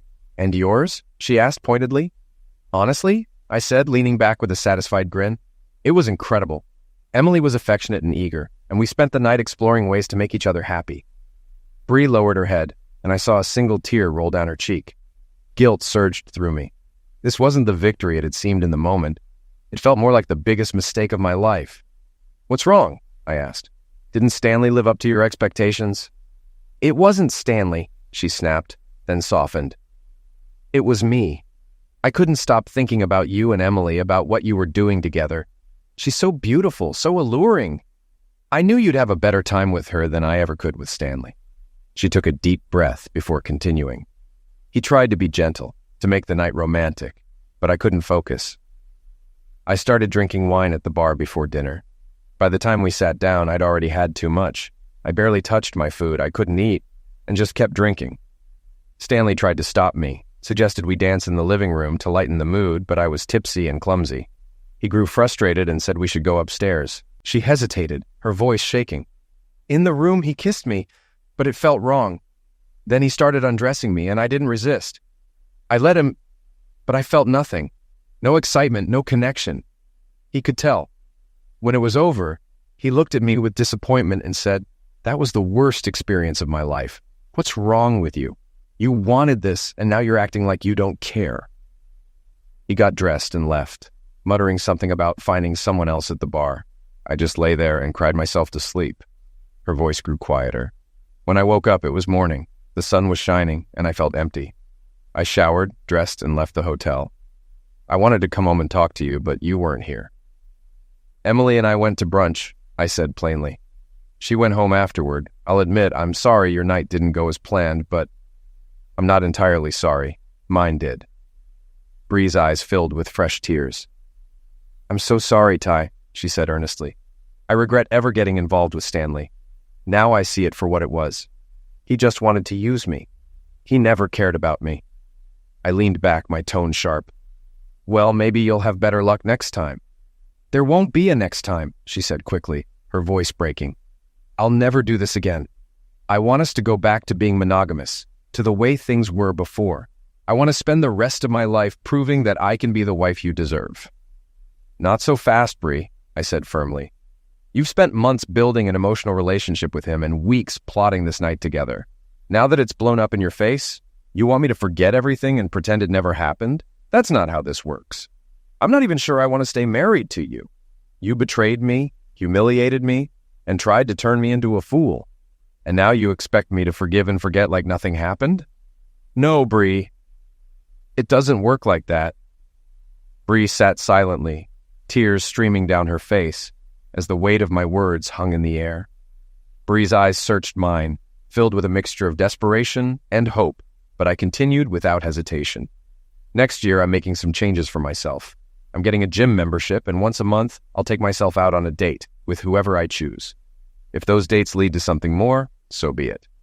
At the end of the year, I'll reassess our marriage. If I decide it's no longer working for me, I'll file for divorce. If I find I'm happy, I'll consider becoming exclusive with you again.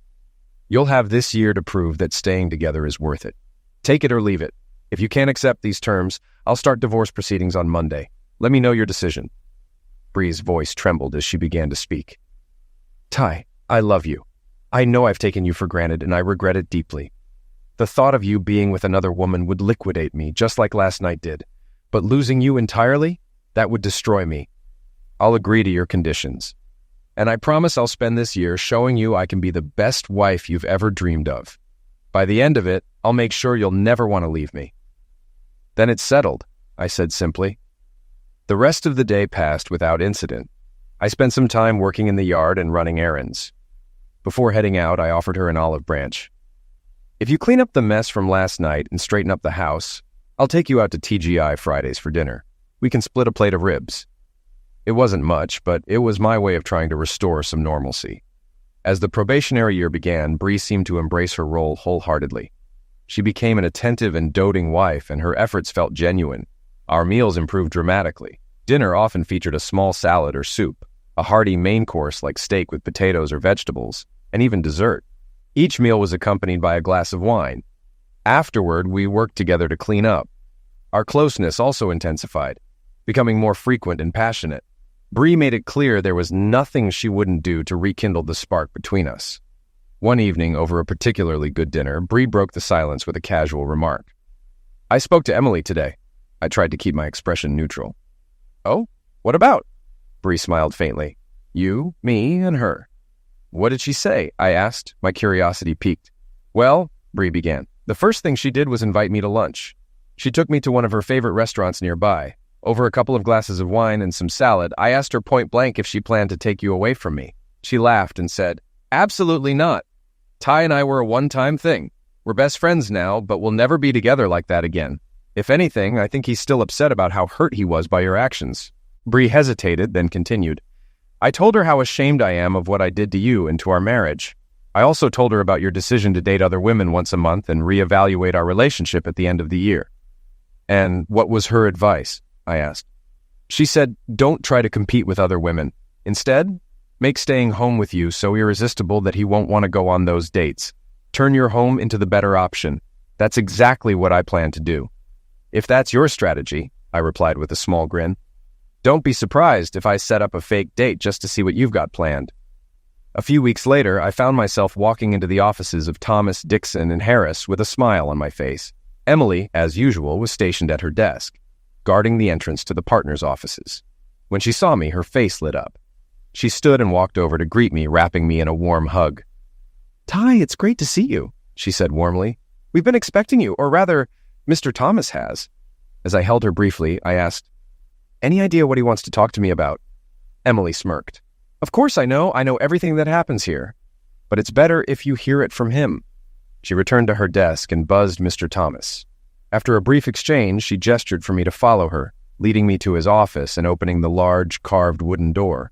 She gave me a quick smile before closing it behind me. Ty, Mr. Thomas greeted warmly, standing and extending his hand. Good to see you again. Please, have a seat. I took the chair opposite him, and he leaned forward, his hands clasped on the desk. I wanted to talk to you for two reasons, both of which directly or indirectly involve you. He paused for a moment before continuing. First, I thought you'd like to know that we've updated our company's fraternization policy. It's much more comprehensive now. It explicitly outlines the consequences of workplace relationships, whether between employees or employees and clients.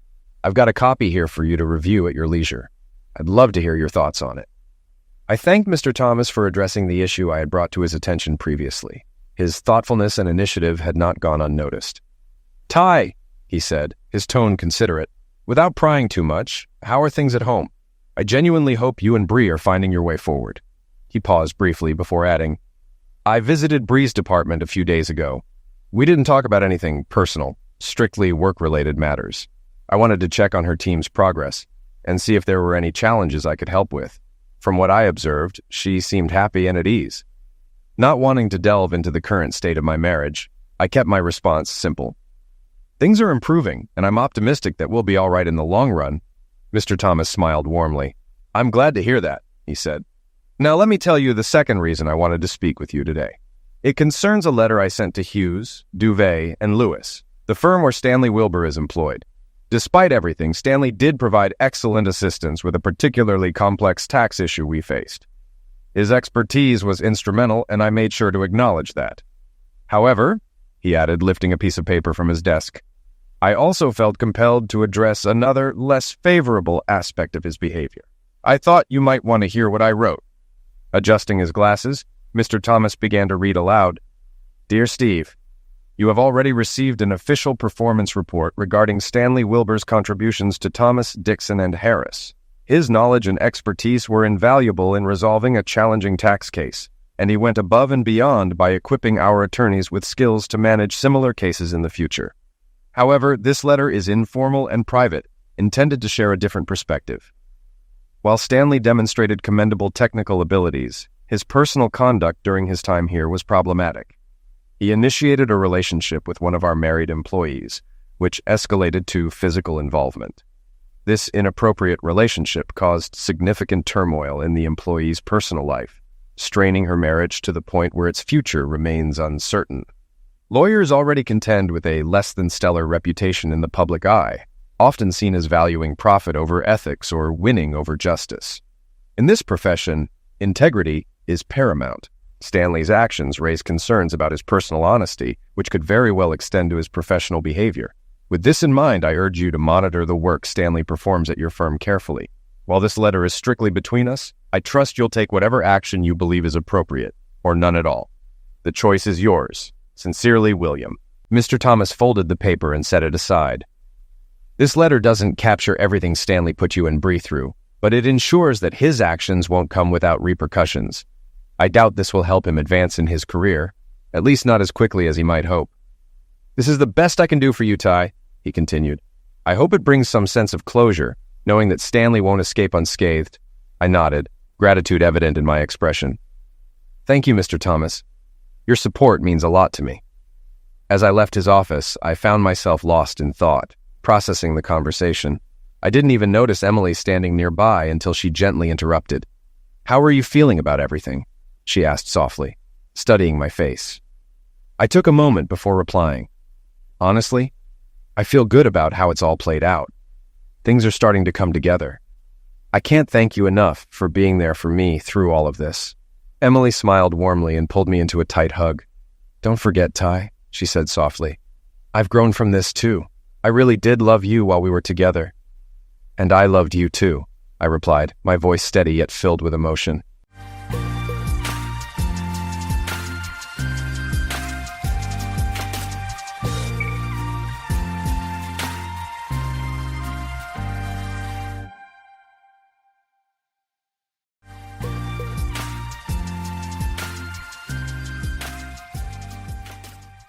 Kim and I first met roughly 7 years ago and quickly formed a close friendship.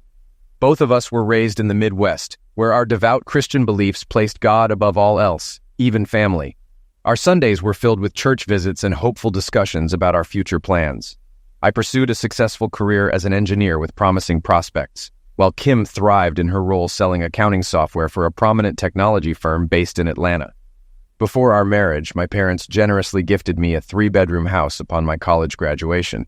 With their wealth, they aimed to share their success while still alive, unlike many who wait until after pass away. Mom and Dad found joy in giving during their lifetime. Kim and I exchanged vows a little over 5 years ago, and since then, we've been on an endless honeymoon.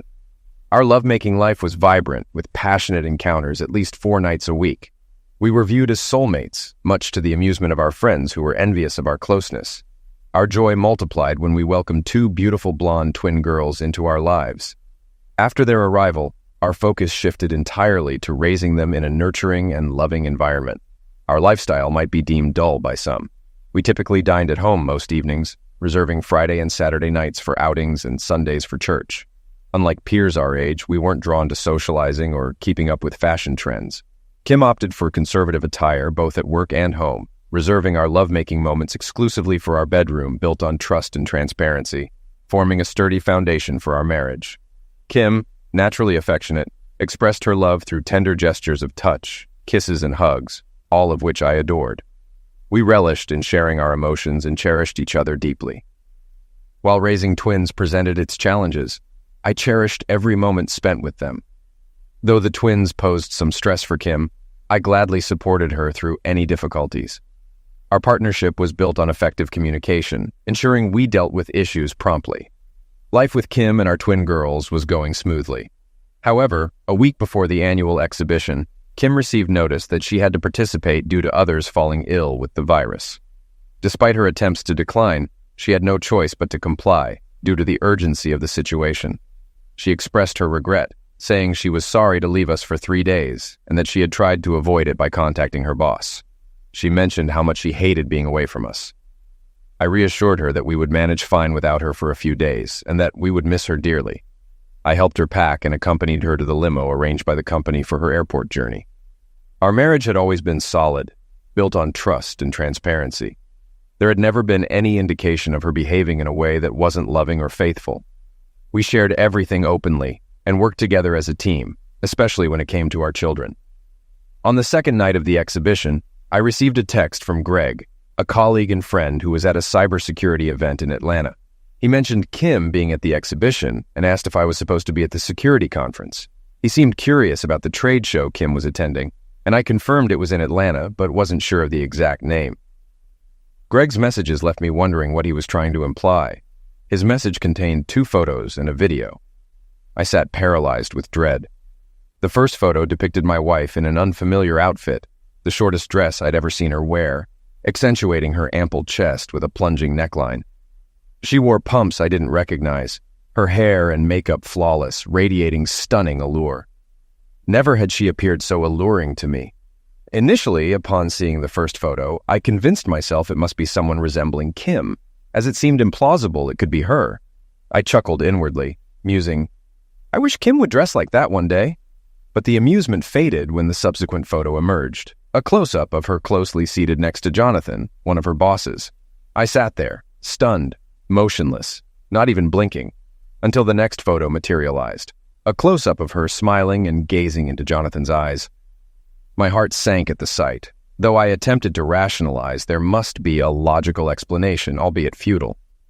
The following message contained a brief video clip showing my wife kissing Jonathan, her arms wrapped around his neck while his hand rested on her right breast. In that instant, my mind exploded. I felt as if my entire world collapsed upon me. Tears of anguish streamed down my face, my heart racing, and a wave of nausea engulfing me. A message came through. Hey, are you okay? What should I do? Can you see her right now? Yes, I'll give her a call right away to check on her. I dialed her number, hearing it ring several times before reaching voicemail. Leaving a message, I expressed our longing to speak with her and ensure she had a pleasant evening. I reached out to Greg, updating him on the call. I just tried reaching her. What happened? Greg's remorse was palpable. David, I'm sorry about this. She took her phone out of her purse, glanced at the caller ID, then returned it to her purse. I can't believe it's her. I've never seen her behave or dress like this before. Greg, it's okay. Thank you for being upfront with me. You're a true friend. I'll handle this myself. If possible, avoid confronting her. Keep me informed if anything else occurs. But don't waste time trailing her. I'll handle it from here. Are you going to be okay, buddy? No, I'm far from okay, but I know what I need to do. I'll handle it. I'm still reeling from the shock, but I'll come to terms with everything. Thanks again. Anytime. I'm here for you. Take care of yourself, Greg. Thanks once more. I poured a stronger drink and sat in the dimly lit living room, grappling with the sudden collapse of my world in under 20 minutes. I had been oblivious to any issues in our relationship. How long had this been going on? Was I truly oblivious to the signs? No, She never gave me cause for concern. In fact, over the past 6 months, our bond had grown stronger, our closeness intensified. None of it made sense, leaving me bewildered. In the following hour, Greg sent more photos and videos. A brief clip showed them dancing, his hand on her back. Another captured them kissing on the dance floor. A photo depicted a deep, private kiss on a deserted dance floor, oblivious to the music's end. I acknowledged it was over between us, yet there was much I needed to unravel and comprehend. Leveraging my analytical skills as an engineer and problem solver, I spent the ensuing days devising a plan. Kim surprised me with a call at 10 p.m. After receiving their final photo, I took a deep breath, striving to compose myself. I resolved not to reveal any inkling of awareness about her actions. "Hey there, sorry I missed your earlier call. I was at a dinner meeting and couldn't talk. I miss you so much, baby. Wish I could be there with you, cuddling under the covers, showering you with kisses. I miss you too, Kim. I love you deeply, and thanks for calling. The girls are adorable, and I'll send you some photos. They're missing their mom and want you to come home. I tried to leave tomorrow, but my boss insisted I stay. Hate being away from you, darling. We'll celebrate when you're back. Finished for today? Yes, I'm preparing for bed and another long work day. Love you, baby, and I'll call you tomorrow. Good night, Kim. I love you more than words can express." And with that, I hung up, tears welling up again. What I said was genuine.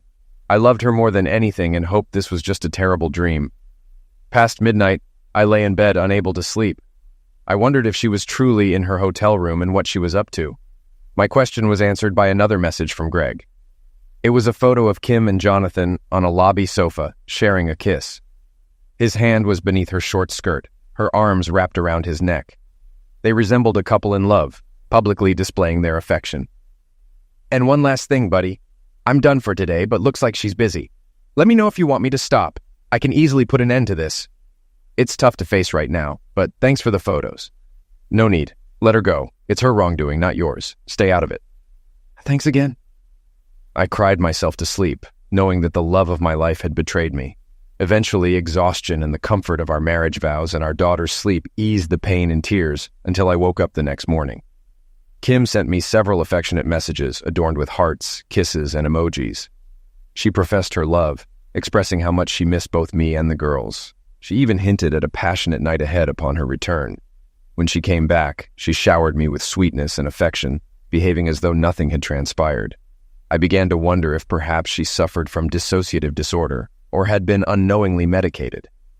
Despite my search for explanations, I realized I needed to confront the reality and prepare for her imminent return home.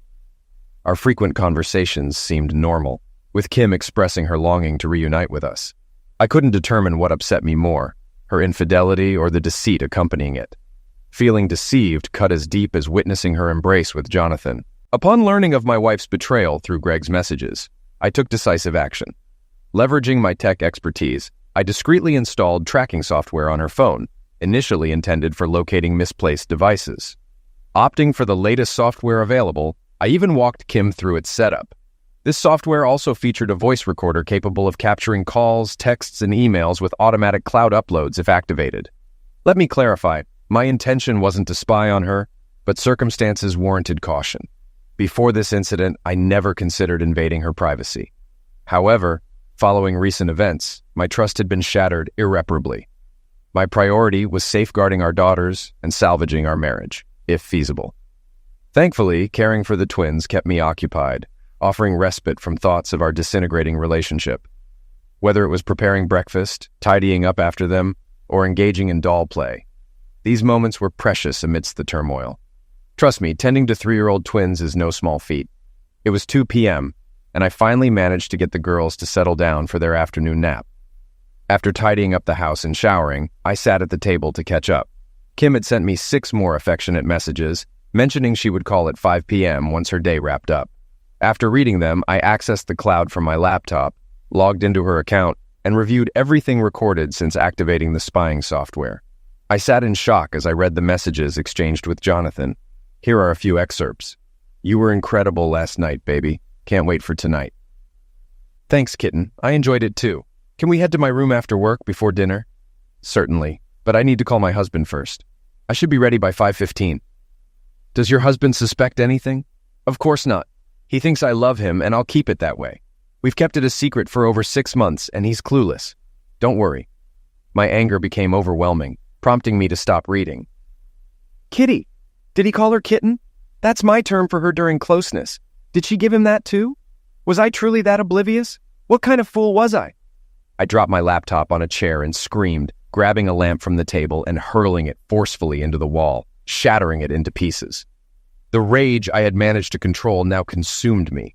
As I was about to break another lamp, I heard the girls crying. Their cries snapped me back to reality, and I regained control. I rushed into the bedroom, holding both girls in my arms until they calmed down. After cleaning up the glass from my outburst, I let them play in the living room while I sat with another strong drink, reflecting on my actions. In my view, the marriage was beyond repair, and it was time to take action. I lacked the strength to listen to their conversations or review any more files, so I allowed them to accumulate in the cloud.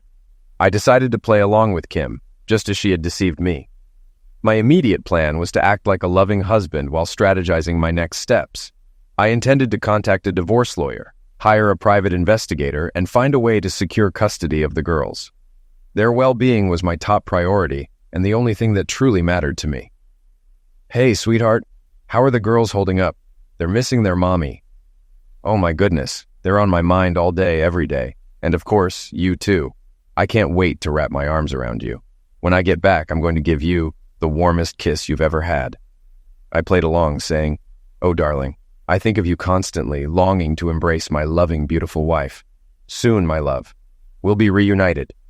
Somehow I kept it together, and our call lasted precisely 15 minutes. At 5:15, she bid farewell, saying, "I love you, David. I have to go catch the bus back to the hotel. I'll message you later. I love you." Another effortlessly delivered lie. She had quite the talent for it. "I love you too, sweetheart. More than you can imagine." The pain of her deception has now transformed into contempt, anger, and a desire for revenge. I was determined to expose her lies and hold her accountable. I had loved her wholeheartedly, making this betrayal all the more difficult to bear. I greeted her at the airport, and she embraced and kissed me just as she had promised. Either she was an exceptional actress, or she genuinely cared for me deeply. Was her involvement with Jonathan merely physical? Her behavior continued to baffle me. She spent an hour with the girls, relishing their company. That night, she was exceptionally affectionate in bed, repeatedly expressing how much she missed me and the girls, and lamenting her prolonged absence. She spoke of wanting nothing more than to be with me, holding each other in bed. She was tender, loving, and entirely different from the woman I saw at the fair. I reciprocated her affection and cherished our time together. It felt genuine, and I yearned for it to be authentic because being with her was all I desired.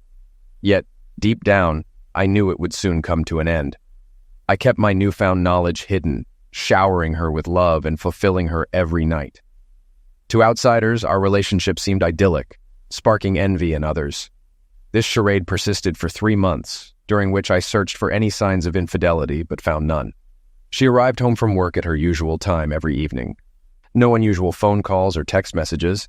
I even dared to hope that it was all a mistake and that things would resolve themselves. Mr. Bryce, a private investigator, called me and arranged to meet the next day. I drove downtown to their office and sat in their conference room. "Good afternoon, David. Good to see you again." "Likewise, Mr. Bryce." "David, I wish I had better news, but unfortunately I have to deliver some bad news. Are you prepared to review our findings?" I sighed and nodded in agreement. While I hoped for the best, deep down, I knew what was happening between Kim and Jonathan. Mr. Bryce placed a thick leather 3-ring binder in front of me. It contained sections labeled text messages, voice transcripts, video calls, phone call transcripts, and photos. "Mr. Bryce, before we delve into this, I'm perplexed because I've been closely monitoring her activities and schedule for the past 3 months, and nothing seemed out of the ordinary. She's been the ideal wife and partner, and none of this makes sense." Let me guide you through this and see if anything becomes clearer. I refrained from accessing cloud files because I couldn't bear the thought of reading the texts, hoping for a positive outcome. Unfortunately, that hope was dashed. There were over 75 pages of text messages, 25 pages of emails, and 75 pages of time-stamped photos showing them entering and exiting hotel rooms together. Additionally, there were over 82 video calls and 50 pages of phone conversations. Kim and Jonathan had been visiting a motel at least 4 times a week for the past 3 months, spending an average of 2 hours together during each visit. It appears that for the past month there have been 2 men meeting your wife 4 times a week. Do you recognize this man? Oh my God, is this Jason Sinclair? Is he the CEO of her company?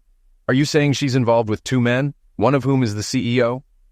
I'm sorry to have to tell you this, but based on the evidence from text messages, phone calls, and videos, it's evident that he's engaged in a carnal relationship with your wife.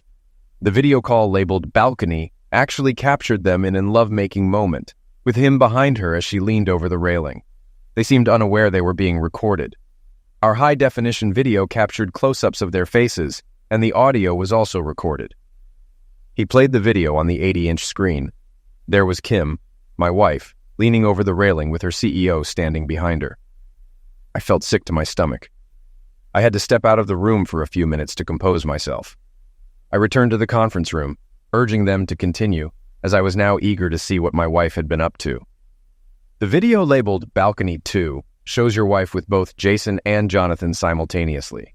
I regret having to show you all this, but since they were in public, you can use these videos if you decide to proceed with your divorce and custody battle. I sat there, mouth agape, still finding it difficult to believe it could be Kim. I prayed fervently that it was all just a colossal mistake. David, we've looked into Jonathan Wilkes and Jason Sinclair. Jonathan has been married for 10 years with 4 young children. Mr. Sinclair has also been married for 25 years with 3 grown children. Text messages reveal that Jonathan introduced Jason into their activities after your wife expressed interest in a triangle of love. It's quite grim, so I'll leave you to review it when you're ready. Here's the folder and a USB drive containing all the files and videos. Your lawyer will likely need both. When I met with my lawyer, she was astonished at the wealth of evidence we had gathered and couldn't believe there were no prior signs of infidelity. At home, Kim continued to play the role of a devoted wife and mother, behaving as if everything was normal. The lawyer outlined various legal avenues based on the evidence I provided but needed time to explore our options fully, scheduling another appointment for the following week. I instructed her to begin filing the divorce papers as soon as possible. Leaving her office, I felt a pit in my stomach. I knew it was over before these meetings, but watching those videos extinguished any hope of reconciliation. I was still baffled. Who was this woman? Later that evening, after putting the girls to bed, we watched an old movie I found on Netflix called Unfaithful. I heard it was a good film. Let's give it a shot, I suggested, hitting play. Given the film's theme of infidelity, I had prepared for the conversation in advance.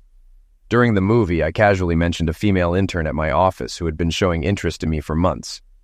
Can you imagine me with another woman? I chuckled. Kim eyed me suspiciously. Really? Who? If I catch you even thinking about being with her, I'm leaving. Got it? You're mine and no one else's, she asserted sternly.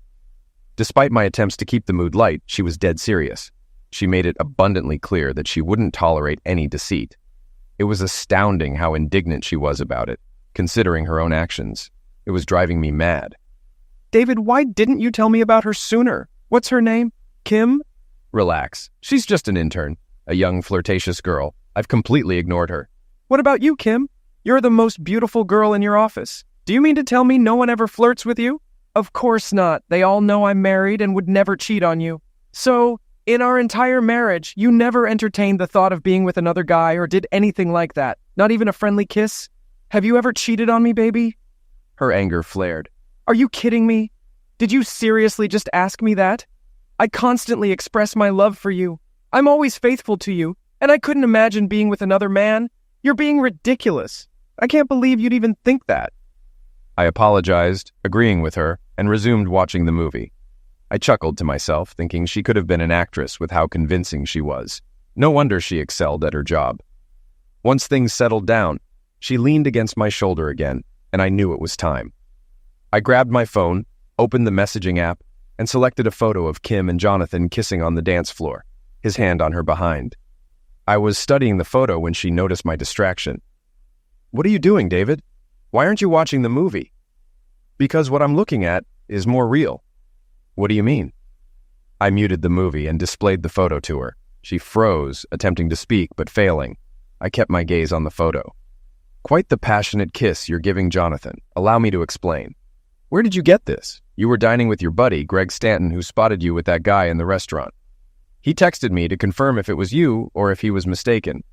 Turns out it was indeed you, and he sent me this. Also, gotta say, you look stunning in that dress. I've never seen you in something so revealing. Were you trying to impress your boyfriend? Oh, you have an explanation? I'm all ears, I remarked, placing the phone back on my lap. Baby, we only had one dance, and he was intoxicated. After the song ended, he grabbed me and kissed me. What you don't see is that right afterward, I slapped him and caused a scene. I would never allow that to happen. I actually bought this dress for a business dinner, but didn't realize how revealing it was until now. I'm so sorry. I understand. It happens. And that was the only incident? I sensed her wavering confidence and reassured her. Yes, baby. And he won't try it again. The movie resumed, and I reclined quietly, knowing Kim was uneasy. After a few minutes, I retrieved my phone and began playing a video of them sitting on the couch, with hand under her skirt. She shot me a frightened look. What are you watching now? Remember that night when you called, saying you had a long day and were getting ready for bed? Yes, she whispered. It's interesting. I received another text from Greg, 2 hours after your call, and this time it was a video. Do you want to see? I asked, hitting play, revealing her and Jonathan kissing, while his hands roamed her lovemaking areas that should have been mine alone. I'm eager to hear a new explanation, I remarked, smiling. My anger had dissipated, replaced by contempt and amusement at her response. Oh, David, I'm so sorry. After we hung up, Jonathan called saying we needed to discuss an issue with a client we were meeting in the morning. He asked me to meet him in the lobby to prepare.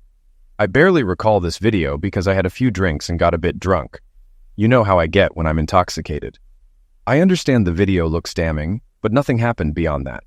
I distinctly recall going to my room, telling him to stop, reminding him I was happily married and leaving.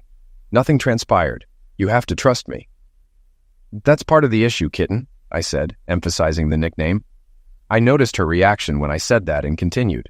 The problem is, I've always believed you, yet in the last 20 minutes, you've lied to me twice. Can you understand my perspective? I'm here alone, and the woman I love is kissing her boss in 2 photos dressed in the most revealing outfit I've ever seen her wear. How do you think I feel, baby? David, I love you. This happened 3 months ago. Why didn't you confront me earlier? Honestly, I wanted to see if you'd come clean on your own. I wanted assurance that my wife was as truthful and transparent as we've always been with each other. But now I see where we stand. Are there any other lies? Are you involved with him? Do you love him now? I was toying with her, relishing her confusion and performance. She began sobbing, repeatedly professing her love for me. Kim, please refrain from telling me how much you love me. I know you love me and I still love you, but that doesn't change the reality of these photos. I need answers. Are there other deceptions? I added, discreetly hitting the record button on the phone. David, hear me out. Nothing beyond a kiss happened. I admit I kissed him, as you saw, but that was the extent of it. Each time I told him to stop. I'm not sure what Greg saw or told you, but you have to trust me. All right, stop crying, baby. I trust you. However, I'm puzzled by your attire. You never dress like that for me, nor do you style your hair and makeup that way. Was it for him? You haven't answered my question. Do you have feelings for him? Are you considering leaving me? Kim, please. I need the truth. The tears resumed. No, David. My love is only for you. I never want to lose you. Nothing happened. And I'm not sure why I dressed like that. It's unlike me. Perhaps it was because other women were dressed similarly, and I wanted to look as good. I'm not certain. I felt a bit insecure. I can understand that. But why didn't you inform me about Jonathan and your interactions? Since nothing truly occurred and I ended it, I didn't want to upset you. He's my superior and I couldn't risk losing my job. If anything happened, if it truly did, I would have told you immediately. You understand, right? I comforted her with a kiss and embraced her gently, allowing her to cry. This marked the beginning of a month-long scheme to exact my revenge. That night, we made love, and I reveled in her remarkable skills, detached as her spouse, and envisioning myself as one of her lovers. I refused to deny myself her body or caution her about anything peculiar. Her acting was commendable, but at that moment I was indifferent. She was more fervent than ever, attempting to convince me of my exclusive place in her heart. This routine persisted for the following weeks. Each night her performance was flawless, and I simply savored the spectacle. The next morning I checked the cloud for any correspondence with Jonathan. Predictably, she didn't disappoint. Oh my God, someone took photos of us at the fair and sent them to David. His friend saw me at the restaurant without David. I'm unsure if he's aware, but the video showed us kissing. Damn. Now that you mention it, I recall a man with a phone across from us observing, but I didn't think much of it. How did David react? Nothing. I convinced him nothing happened. I intervened. He's unaware I spent the night in your room. I persuaded him it was drinks-induced and made amends. He's easily swayed. A few kisses and good lovemaking have always sufficed. Be cautious, baby. We agreed to meet there tomorrow at 1 p.m., as usual. Can't wait. Love you, baby. Love you too, kitten. That marked the final message, and I sat silently pondering it all. Undoubtedly, I felt like the world's biggest fool, yet there's a certain satisfaction in revenge, so I proceeded with determination. However, I took pleasure in observing Kim's antics and awaited to see how many more lies she would spin. Naturally, my first course of action was to tend to my financial affairs, transferring funds, closing accounts, and the like. I opted to keep my primary Visa card active, but slashed the limit to $2,500 to mitigate potential damage. Since Kim remained clueless about my mounting anger, she never anticipated any changes. I confirmed with my lawyer that since the house was mine pre-marriage, I wouldn't be compelled to vacate upon notification. Naturally, I drafted the infamous email containing videos, texts, and photos that I eventually sent to all her contacts, friends, family, and coworkers. Additionally, I crafted duplicate binders from my personal account for Mrs. Sinclair and Mrs. Wilkes to share in their anguish. These would be distributed simultaneously with notifications and legal filings. I instructed my lawyer to gear up for public civil lawsuits against both Jonathan, her boss, and Jason, the company's CEO. Given the company's prominence on the East Coast, my lawyer relished the prospect of involving the CEO. We planned to propose a settlement before unveiling the CEO and manager's alleged carnal aggravation of employees. Collaborating with child services attorneys, we aimed for full custody and diligently compiled documents for the investigation. Over the ensuing weeks, everything appeared normal. We tended to the children and spent quality time together daily. Our conversations danced around the elephant in the room, leaving the issue untouched. I'm certain my silence on the matter drove her to the brink of madness. The uncertainty of my thoughts must have been agonizing. To further toy with Kim, I posed a few probing questions. So Kim, has your boss taken any action against you since the fair? Is there something you'd like to share? Having gleaned insights from her conversations with Jonathan, I marveled at her composure in maintaining her facade of deceit. It was amusing to observe her reaction, and now I could even predict when she was about to lie. She responded calmly, stating that nothing had occurred. It felt odd because both of us were acting as if nothing had transpired, which was true. In reality, he remained completely professional, and our interactions were minimal due to our busy schedules. I sat there with a wry smile, still astonished that the woman who bore my children and whom I loved could lie so effortlessly. That night, I released the last remnants of the anger simmering within me. I confronted her and took full advantage of her that night. "Oh my God, David, what got into you? You're behaving so wildly today. I've never seen you so bold and uninhibited. I enjoyed it." What a whirlwind, I thought to myself. I knew this would be the final encounter before all of this turmoil surfaced the next day, and I intended to take everything I could from my soon-to-be ex-wife. That afternoon, the sheriff entered the offices of Tricom International and requested to see Mr. Sinclair. Moments later, Sheriff Clark handed him an envelope. "Mr. Sinclair, you've been served." A moment later, Sinclair found himself alone in his spacious office, clutching the envelope with fear gripping his entire being. After reading the complaint repeatedly, he promptly instructed his secretary to summon Jason to his office, while simultaneously calling him. Jason, too, had just been served by the same sheriff. He rushed into Sinclair's office, and they both stood there, stunned and bewildered. "What the hell? How did this happen? Jason, if my wife catches wind of this, I'm finished. This is on you. You assured me this woman would never leave us. Fix this, Jason, or I swear I'll ruin you and your family. Do you understand?" Sinclair was not one to be trifled with. A ruthless businessman who had clawed his way to the top of the multi-billion-dollar organization and had no intention of backing down. Jonathan hurried out of his office and waited for the elevator to descend to the 12th floor, intending to speak with Kim. As he traversed the hallway toward her office, he noticed the sheriff approaching from the opposite direction, indicating that he had come from Kim's direction. Bursting into her office, he found her seated at her desk, tears streaming down her face. Overwhelmed with emotion, she was unable to speak. David had shattered her world, much like she had done to him months earlier. It took her more than an hour to compose herself enough to articulate her thoughts. Akeem, what in the world happened? How did he find out about everything? What do you mean? I've just been served with divorce papers. What do you mean by us? Sinclair and I are also being sued and facing a civil lawsuit for our actions. We're unsure of the evidence against us, but there must be more than just the 2 images you saw. You need to convince David to back off, or else Sinclair will ruin us and my family. Oh my God, this is terrible. It's awful. You must go to him and make him see reason. Do whatever it takes to halt this. Head home and address this. Call me tonight if you can and keep me informed. Trembling, Kim packed her belongings and drove home. Her beloved husband and the father of her children was divorcing her. She didn't want a divorce and genuinely loved David. However, she found herself unable to resist the allure of carnal excitement. She needed to make David understand that she couldn't bear to lose him over this.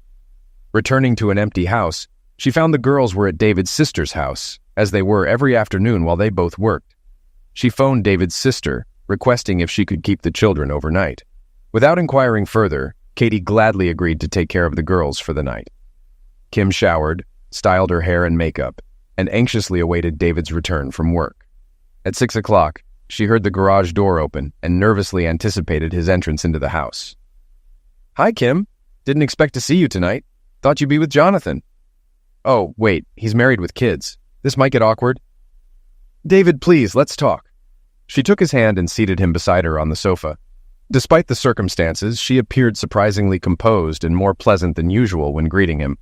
Expecting this, he played along. David, as you already know, I was served today. But do you realize I don't want a divorce?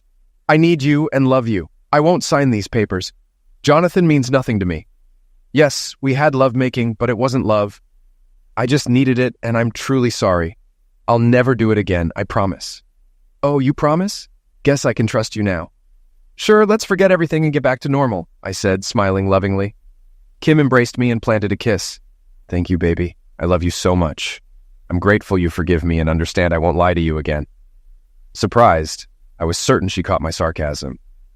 Pulling away, I gently pushed her aside. You're delusional. I can't trust you anymore. After all your lies and deceit, there's nothing left. I gave you many chances, but you kept lying, deceiving me and ruining our lives. I know all about your daily hotel rendezvous with your bosses. Did you really think I'd take you back after all this? Have you even considered the damage you're causing to the girls? I can't turn a blind eye to this. But you can. And why go after Sinclair and Jonathan? Well, your partners in crime are also CEOs of a multi-billion-dollar company. Once I'm out of here, I'll need money to properly support the girls. Since they're partly responsible for destroying our marriage and my life, I'll destroy them too. I plan to dismantle their family, hit them financially, and use them the way they used you. Kim had never witnessed David express himself in such a manner, nor had she seen him so intensely angry and focused. The seriousness of the situation finally struck her, and she realized she had lost control over both the situation and her husband. All she could do now was plead. With tears streaming down her cheeks, she knelt before David, clutching his legs, begging for forgiveness. Though David felt a pang of sympathy for her, his anger overpowered any compassion, and he lifted her onto the sofa. Speaking to her in a gentle tone, as if she were a child, David laid out a plan. Listen, Kim. Pack your bag and stay at your mom's for a few nights. Get a lawyer, then we can arrange a meeting to discuss everything. In the meantime, a word to the wise. I suggest you stay away from Jason and Jonathan.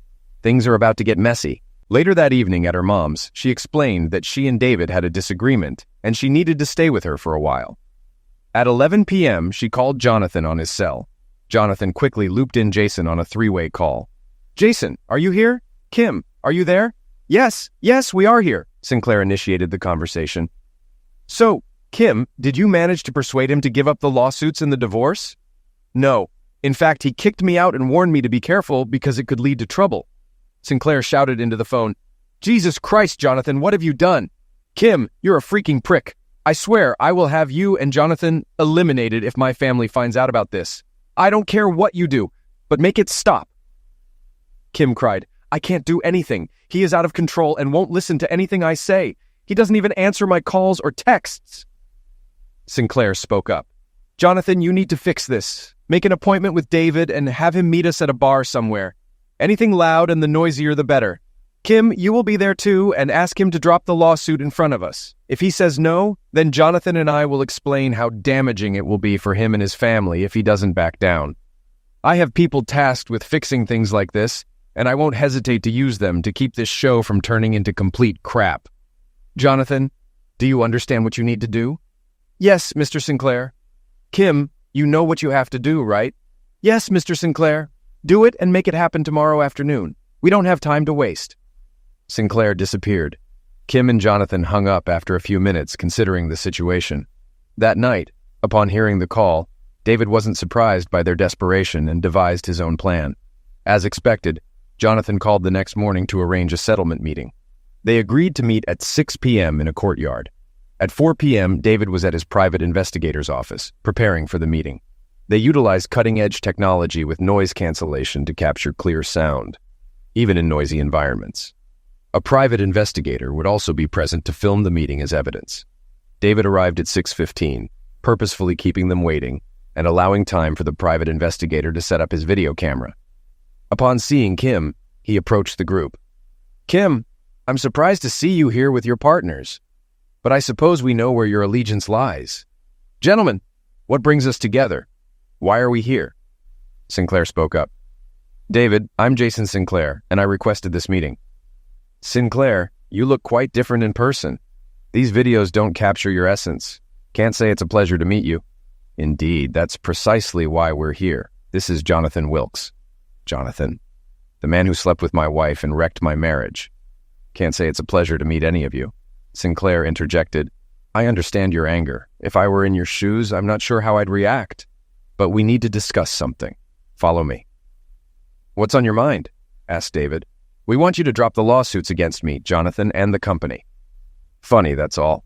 Oh no, sorry, can't do that. Someone has to pay for taking away the most important thing in my life, David stated, looking at Kim. The only woman I've ever loved, and the mother of my children. Kim began to cry, realizing the magnitude of the damage she had caused. What will it take for you to end this and take Kim back? Name your price. Firstly, no amount of money could ever make me take her back. She betrayed my love, trust, and our children's lives for a fling with you two. It's out of the question. I'll drop the civil and corporate cases under 2 conditions. Firstly, I want $5 million compensation. Secondly, I want to meet both your wives, and Kim must fully admit her actions. If you agree to these conditions, I'll end the legal proceedings. Go to hell, David. I'll offer you $100,000, and you'll sign an agreement to keep quiet about this forever, Sinclair whispered. I won't let my family suffer. If they find out, David, I'll end you. Kim told us your daily routine, making you vanish would be easy. Let's try again. David was surprised, but smiled and took a sip of his drink. Well, I'll reduce the amount to $4 million, but your families must know what you did. Sinclair was stunned. David, you're sealing your fate. Think it over. Drop the charges and take Kim back. It was just a fling. We can resolve this. David grabbed his phone and sent 2 text messages. Then he accessed his email and dispatched the prearranged email containing all the videos and images. Texts had now been distributed to all of Kim's friends, family, and colleagues. The 2 messages he sent were to the couriers stationed outside Jason and Jonathan's residences, awaiting his directives. The instructions were simple. Deliver the package.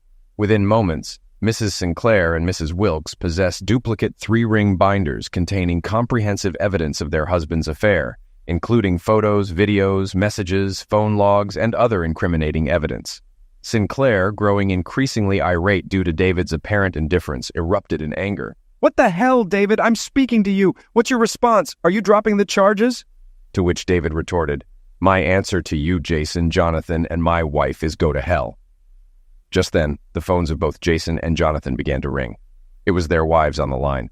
Sinclair's face reddened, shooting David a glare of fury. Jonathan, visibly shaken, even teared up. Kim, bewildered, questioned David about the commotion.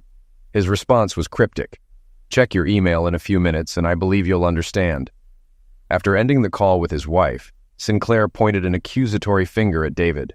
You're dead, David. I'll slit your throat and watch you die like a dog. With that threat, he stormed out of the bar. Jonathan, confronting David, uttered a plaintive, Why? Why would you do this to me? David was astounded by the question. Seriously? You've been using my wife, the love of my life, and the mother of my twin girls, every day for the past 6 months, arranging trysts with Sinclair. And you're surprised someone would retaliate? Everything I sent to your sweet wife was for her sake, to expose what a depraved beast of prey you are and how you've destroyed countless lives. Kim's phone began ringing as her sister, brother, and aunt called her shortly afterward. They all watched the videos and photos and had numerous questions. Initially, Kim denied knowledge of the situation, but then checked her email to see what I had sent. Her jaw dropped, and she shot me an angry look. "How could you do this to me? You've made it too easy. Darling, I truly love you, but it's over between us. After I hand this audio recording of the meeting to the authorities and social services, my lawyer is confident I'll secure full custody of the girls, and you'll be fortunate to evade jail time. I'm sorry, but you must face the consequences of your actions to prevent them from becoming public knowledge." Tricom resolved the lawsuit by compensating David Hunter with $2 million. Jason Sinclair was ousted as CEO and terminated without severance due to breaching the morals clause in his contract. He suffered losses exceeding $10 million in stock options and forfeited a $5 million severance package. Sinclair also received a 5-year sentence for conspiracy to commit homicide and other charges. His wife divorced him while he was incarcerated and financially decimated him upon investigation of his business dealings. He exited prison destitute, bereft of family, and homeless. This news provided David with some solace, and he even cracked a smile for the first time in months. Mrs. Wilkes also divorced Jonathan, leaving him without money, shelter, child support, or half of his income in alimony. He was fined $1 million in a civil trial for conspiracy, infidelity, and loss of affection. Following his job loss, Jonathan resorted to working as a day laborer. Learning of Jonathan's downfall further gratified David, who took pleasure in Jonathan's subsequent bankruptcy and life under an overpass among day workers. Kim received a 5-year prison sentence, but with David's assistance, it was commuted to 1 year of house arrest, followed by 4 years of probation for conspiracy. She lost custody of the children, and David gained full custody. Despite her efforts, she failed to secure a divorce due to the evidence and the nature of the crime. With the house belonging to David, she found herself homeless upon termination. She earned the same amount as David, so no child support was necessary. Kim spiraled into a profound depression and now resides in her mother's basement. Her family turned against her for her actions, resulting in the loss of her visitation rights with her children. The email I sent with the attached videos and photos exposed a dark side of Kim that no one had recognized before. This had the intended effect, completely shattering the support network within the Kim family. Forgiveness seems unattainable for Kim, even from herself. She relies on medication following 3 self-destruction attempts and has been in and out of mental hospitals for the past 6 months, struggling to come to terms with the lives she contributed to destroying. David now dedicates all his time to his daughters. Being free from work post-divorce allows him to focus entirely on raising his children. Since Kim's self-destruction attempt, the girls have not seen their mother, but they receive ample support from David's sister and mother. They will recover from this traumatic ordeal without any lasting effects. While revenge brought a fleeting sense of satisfaction, it cannot fully heal David's wounds.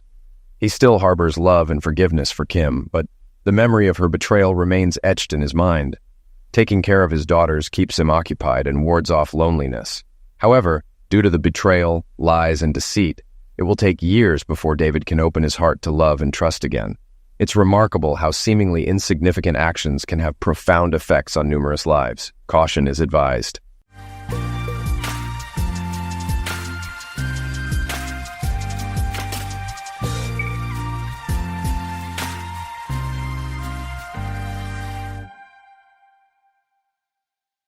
Welcome to Lost Relation Chronicles. The office was cold when he arrived, but that was not so strange as the snow was falling heavily outside, creating the illusion of an untarnished world. He loved the solitude of the office at this time of the day. Everything was so peaceful. He turned up the heat in the office and began making coffee so that his coworkers would have something to take the edge off of the cold when they started to arrive in an hour or so.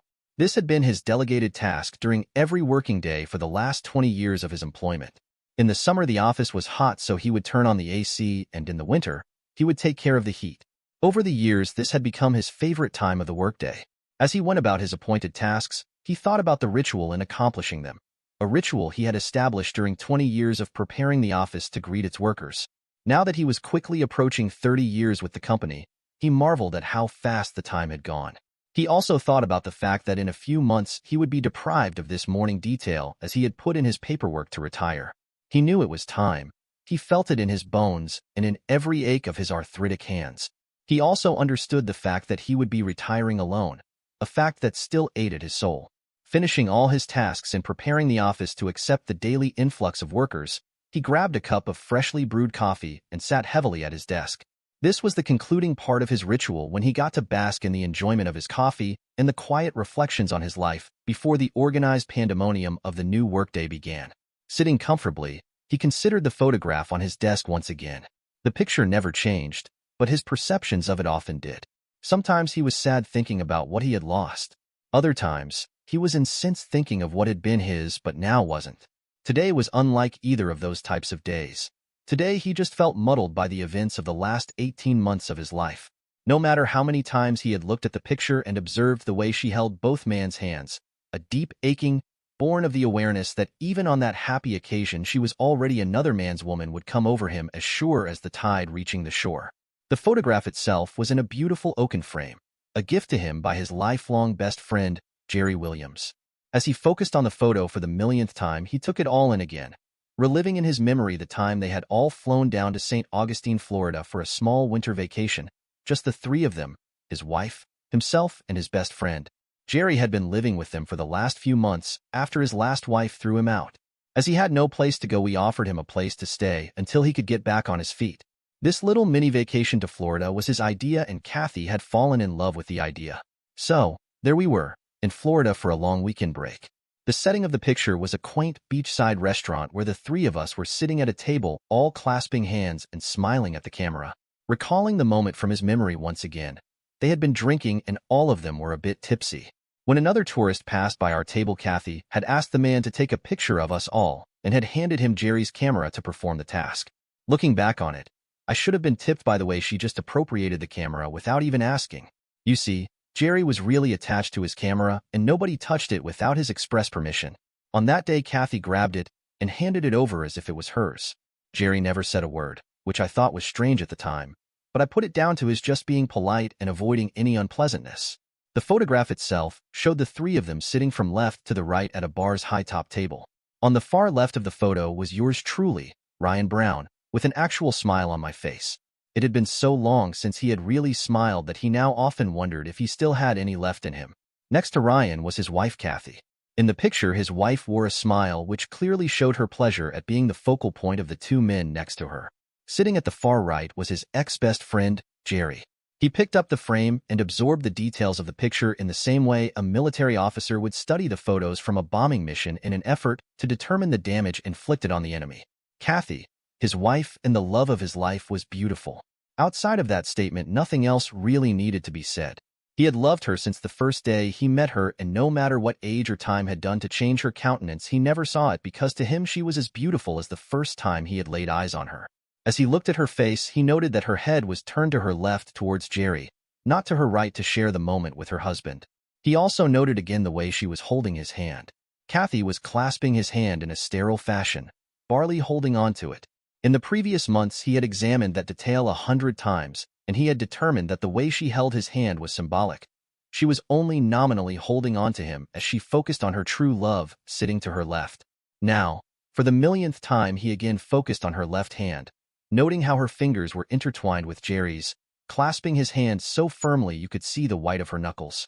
Her grip was almost as if she was staking her claim on him and ensuring that he would not get away from her. Ryan shook his head in dismay as he wondered when it was that he had lost her love. Finally, Ryan now looked to the last person in the photo, his former best friend, and someone he had trusted since they were kids. Jerry had been my best friend since grade school.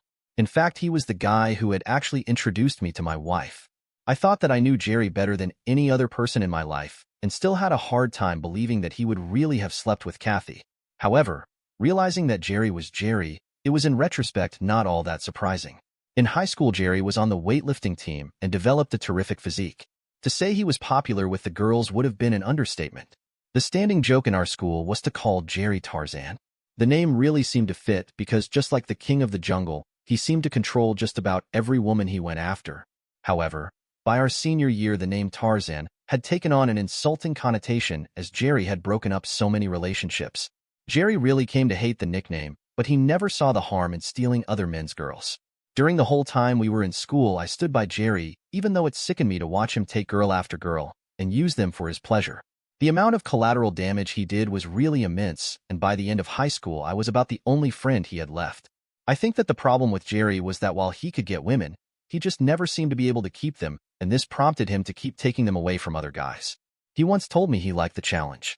I guess that the reason I backed him during that time was that throughout school Jerry had never done anything but good for me. I always knew that whatever happened, he would always have my back.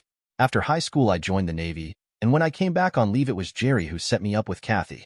After she and I met, we were inseparable. Even though we had a long-distance relationship, we both lived for those precious moments when I could return home on leave. When I went back to my ship, she wrote religiously, and I knew that she was a keeper. Finally, my enlistment ended, and I was discharged. As soon as I got home, we were married, and I went to school on the GI Bill. Jerry was actually the best man at my wedding, even though Kathy's parents hated him with a passion. I asked her why her parents did not like Jerry, but neither she nor my in-laws would ever discuss him. Unfortunately, it took 33 years to find out what Kathy's parents had readily discerned about Jerry so many years ago. He was not an honorable man. Invariably, I began to make comparisons between Jerry and myself. Even pushing 60, Jerry was still well-proportioned and muscular, a product of the daily workouts he had practiced since high school. In addition to his physical prowess, which was emphasized by a t-shirt that showed off his muscles for effect, Jerry just looked good. He had kept all his hair, which was now highlighted by the gray streaks that made him look distinguished. I, on the other hand, was almost as opposite. I never developed the six-pack abs or the huge cannons on my arms. My hair had thinned out quite a bit, and I carried a spare tire around my gut for emergencies. If the truth be told, as painful as it is, I could see why Kathy was more impressed by my old friend than me. The only area that I had surpassed Jerry was in reliability and fidelity. Whereas I had kept my wife and job for 30 years and have never strayed, he had gone through 4 wives. At least 2 of his marriages had ended up in divorce court because of affairs. Add to that he was in re-anger of losing the automotive repair garage his father had left him because he cut corners and utilized substandard parts in his repairs. Since his father's death, he had managed to run a proud business once known for honesty and integrity into a cut-rate, fly-by-night operation. The only reason that I found out about the 2 of them was due to a disgruntled employee of Jerry who tracked me down to tell me about his boss and my wife. With the information he gave me, I confronted them and found out that indeed it was all true. The thing that hurt the most was when Kathy held on to him when I confronted them over the depth of their affair. Seeing that, I realized how much she cared for him, so I simply left my marriage with all the dignity I could muster. I would like to say that justice prevailed, but the divorce really went badly for me. Kathy got the house and a chunk of my retirement. I, on the other hand, got the satisfaction of knowing that I had always been square with her and had taken care of her right up to the end. From my initial discovery of their affair to the present day was a total of 18 months. Since the divorce became final, it was now approaching a year in just a few more days. I felt the anger rising again in my guts over the injustice of what they and the courts had done to me, but then I forced myself to regain my composure and returned the picture to its place on my desk. As I was replacing it, my eyes read the words on the little brass plaque at the bottom of the frame that Jerry had inscribed, "Friends Forever." Even in that, he had lied. The first employees began to arrive at work, and I turned myself away from personal issues and began to do my job. Work always seemed to be a tonic for me, and soon I had forgotten all about the 2 of them. The day went quickly, and about 15 minutes to quitting time, my phone rang. Picking it up, I smartly answered, "Welcome to ABC Company. This is Ryan Brown speaking. How may I be of service to you?" The line remained silent for a few seconds, and I was about to hang up when her voice tentatively spoke. "Ryan, it's Kathy. Please don't hang up." You could have knocked me over with a feather, but I kept it together, and with as much composure as I could muster simply answered, "What do you want, Kathy?" The phone was again silent for another awkward few seconds before her voice once again came on the line. "Ryan, it's been nearly a year since the divorce, and I really need to see you. Could you come for dinner tonight?" I was shocked, and in a nasty tone that was unheard by her in my old life, I replied, "I don't think I really want to break bread with the man who stole my wife and the woman who so willingly became his concubine. However, I do thank you for your offer." Kathy shot back in an almost panicky voice, "Jerry will not be here, I promise. I really need to see you. Please, Ryan." I took a deep breath and asked the inevitable question, "Why, Kathy? What could possibly be so important that after a year you need to suddenly talk with me?" She hurriedly interjected. I need to set the record straight on us, Ryan. I also truly miss you and want to see you again. Please, Ryan. I've even made your favorite dinner, pot roast and all the trimmings. I swear it will be just us and no strings attached. What do you say, Ryan? When I did not answer immediately, she rejoined, I remember that you used to be pretty daring. Have you changed that much? I thought for a moment. When you say we will be alone, where will he be? She quizzically replied, You mean Jerry? My voice sounded hollow even to me as I said, yes. Her voice sounded sad as she began to speak again. It's hard to believe that you still can't even speak his name, Ryan, but don't worry. He won't be home till very late. He is having trouble at the shop, so he has been working late. A lot? I was displeased, just listening to her talk about him with such a protective domestic attitude, and it got to me. I decided that I really didn't need the aggravation anymore, so I began, Gee, Kathy, as much as I love your pot roast, I just don't. She cut me off, sensing my refusal. Ryan, please. I'm sorry, but I need to speak to you. Give me a chance. Listening to the emotion in her voice, I decided against my better judgment to take her up on her offer. Okay, Kathy, you win. What time do you want me to come over? I could almost feel the relief in her voice as she hurriedly rejoined, Come home at your regular time, all right? I'll see you then, and thank you, Ryan. What could I say but you're welcome and a quick goodbye? When I got out of work, the snow was still falling pretty good. I almost enjoyed the ride to my old home as it felt comfortable and brought me back to better times. I was surprised at how little things had changed in the old neighborhood. Somehow I just assumed that since my life had changed so much over the last year and a half that everything else must have changed too. The house looked good, clothed in the white of snow. It gave it an unsoiled look, although I felt that its occupants now were as morally unclean as could be. The sun was going down early as it always did this time of year, and the lights were on inside, giving the house a warm glow. I noticed that there were no tire tracks in the snow on the driveway, so I concluded that my wife had taken the day off for this meeting. She must have been pretty sure that I was going to accept her offer. I shut the car off and had opened the car door when the porch light came on. There in the doorway stood my former wife, and I felt my heart involuntarily do a flip in my chest. No matter how much she had hurt me, there was no denying that I still loved her.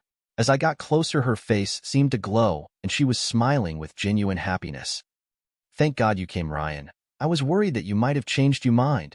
Come on in, sweetheart, and get out of the cold. I was confused as to why she was being so familiar with me.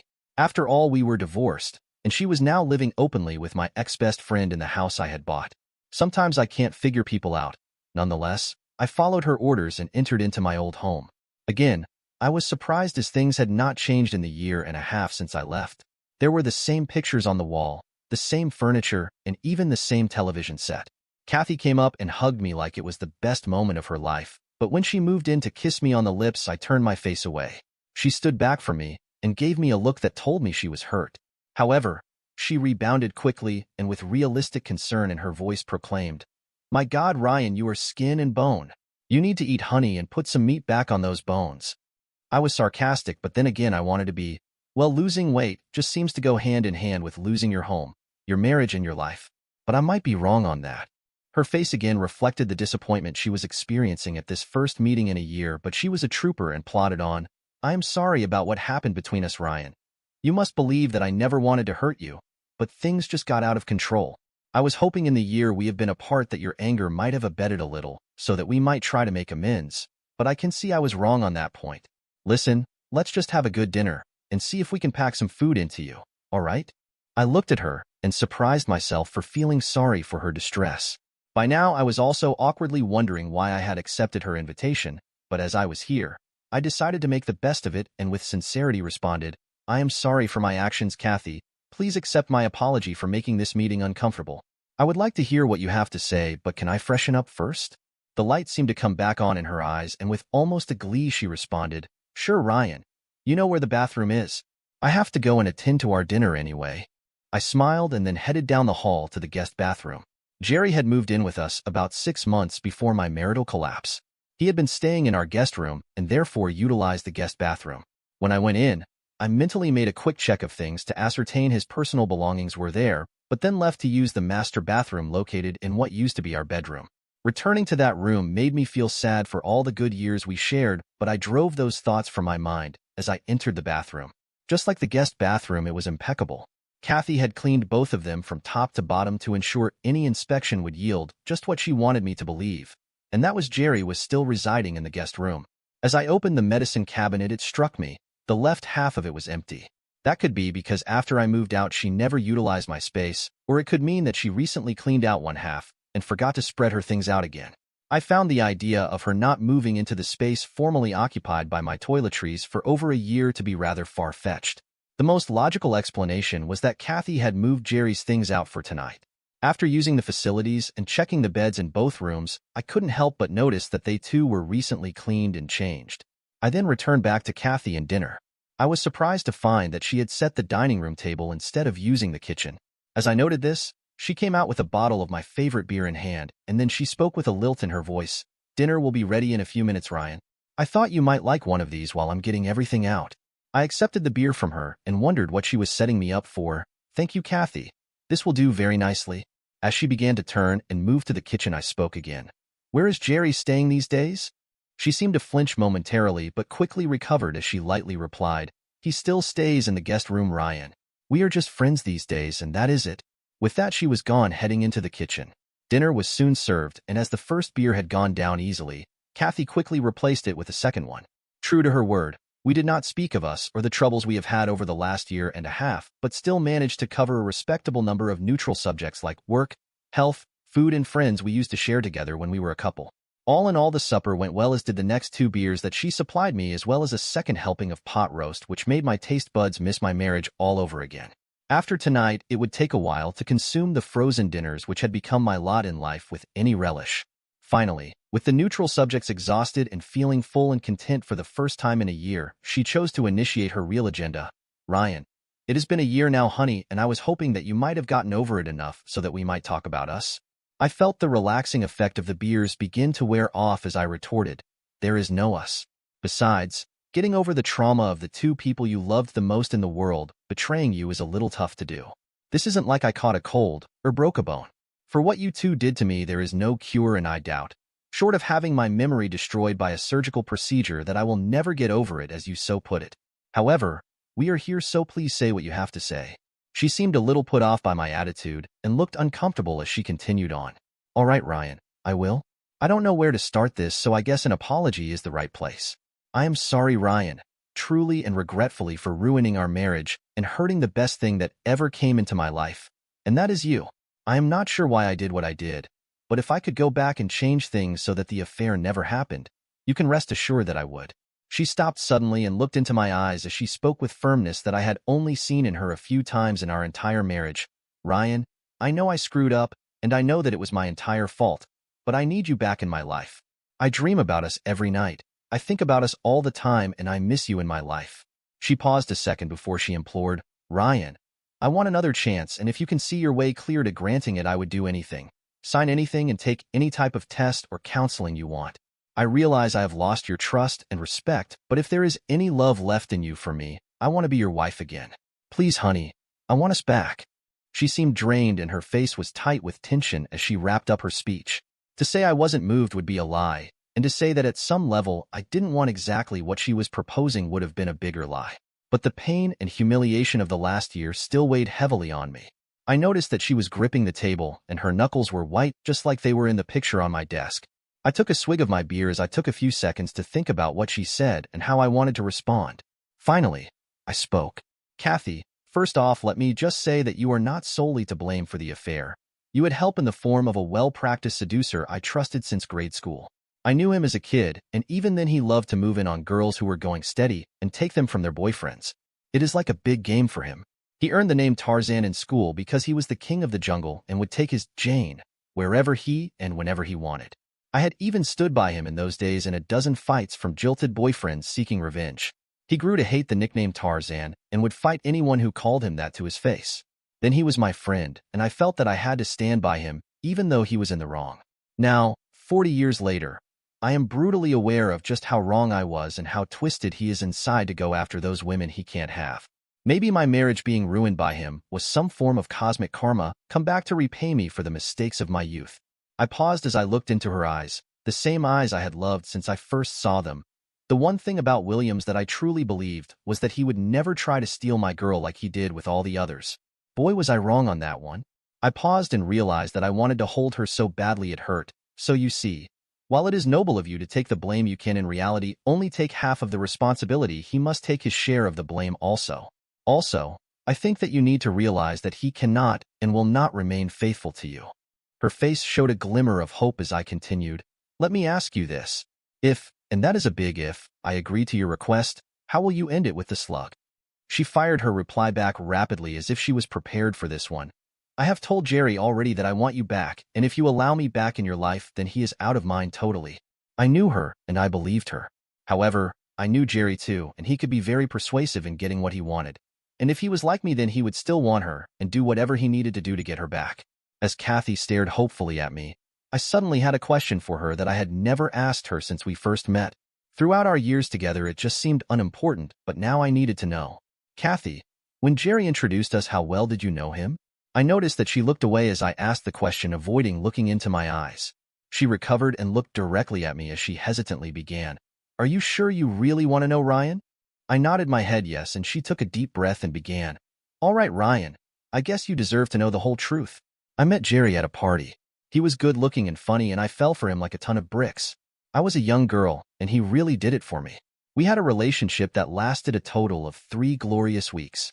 That was about the span of his girlfriends back then. Her face looked sad as she pushed on. I was in love with him by that time, and even though he told me we should see other people, I kept bugging him. After a while, he promised to fix me up with someone who he said I would really love, and was a better man for me than himself. Well, to be truthful, I only went along simply because I thought that once he saw me with another guy, he would realize his mistake and want me back. Well, that guy he was talking about was you, and he was right. I fell in love with you almost from the first date. I was also right that he would want me back, but it took 33 years for that to happen. Back then we both decided that you really never needed to know our past, and we kept it that way until now. She finished and looked utterly overcome. I wasn't sure if I was angry or just supremely disappointed. So you two were lovers before we met, and then you both colluded to keep that bit of information from me since the day we met.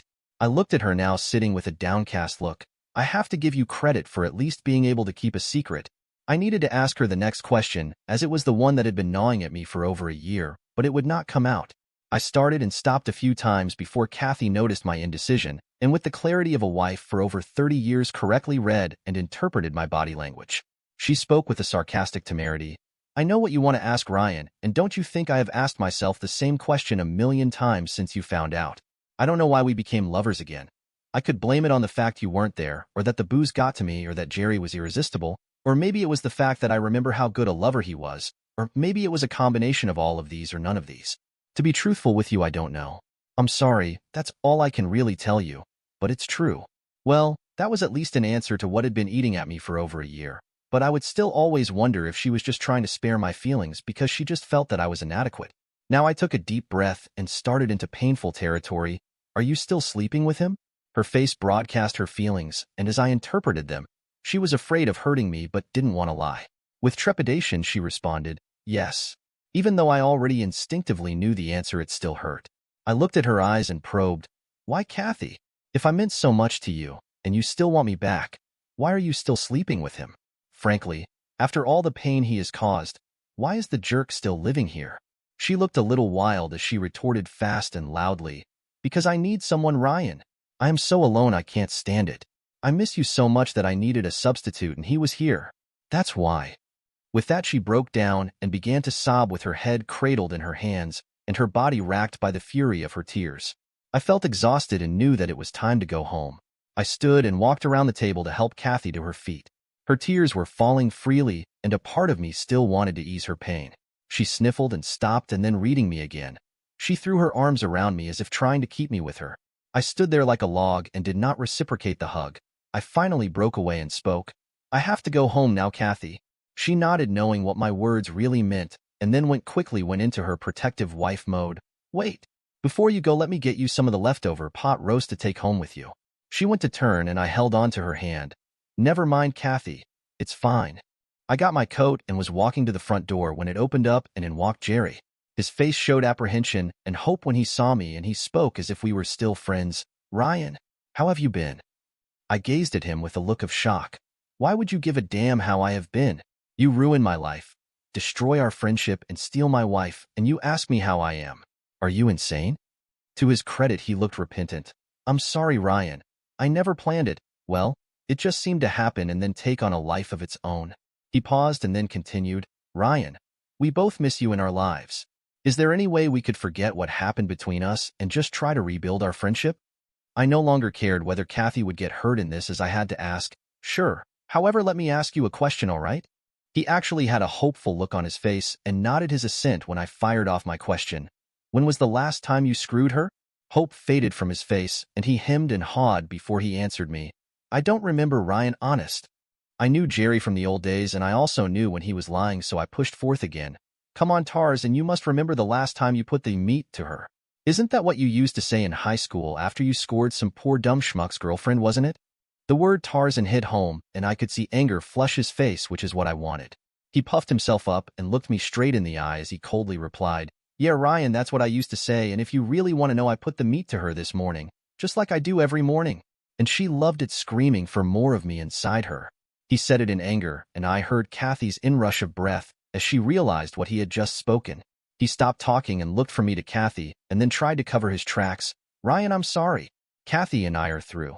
We haven't had sex for months. Really? I just said that because you used that stupid name, and you know how much I hate it. I looked from him to her, and in that moment, it became clear. There was no hope for a reconciliation of my marriage or my friendship. Both were liars and always had been. I no longer wanted to see either one, but I had something to say. Look, both of you were my family for more years than I care to count, but it's over. I looked at Kathy. As my wife, you should have been more honest about Jerry when we first met. If you had, we might not be here now. You lied to me by omission. She looked panicked and started to reply, but I held up my hand and she stopped. Tonight, you gave me a convoluted reason for the why of it, but you never answered the big question of how. I turned to look at Jerry and could see his immature mind trying to make a joke about the mechanics of the sex act when I stopped him short when our eyes connected. You were my friend and I had your back for many years. If I meant so much to you, how could you have stolen something from me that was my most precious treasure? His eyes looked away from mine, and I could almost see the shame written on his face as he began to apologize once again until I told him to stop. Turning once again to my ex-wife, I spoke more gently than I felt. You were my wife. You promised to be faithful until death do us part. How could you have traded my love and devotion to you for a tawdry affair with a two-timing ape like Tarzan here? You told me that you loved me, but I don't see it. When you love someone, you work at keeping them in your life. You threw me away like a piece of unwanted trash. You lied when we got married, and you continued to lie right through until tonight. Kathy began to speak in a rush. Ryan, you're wrong.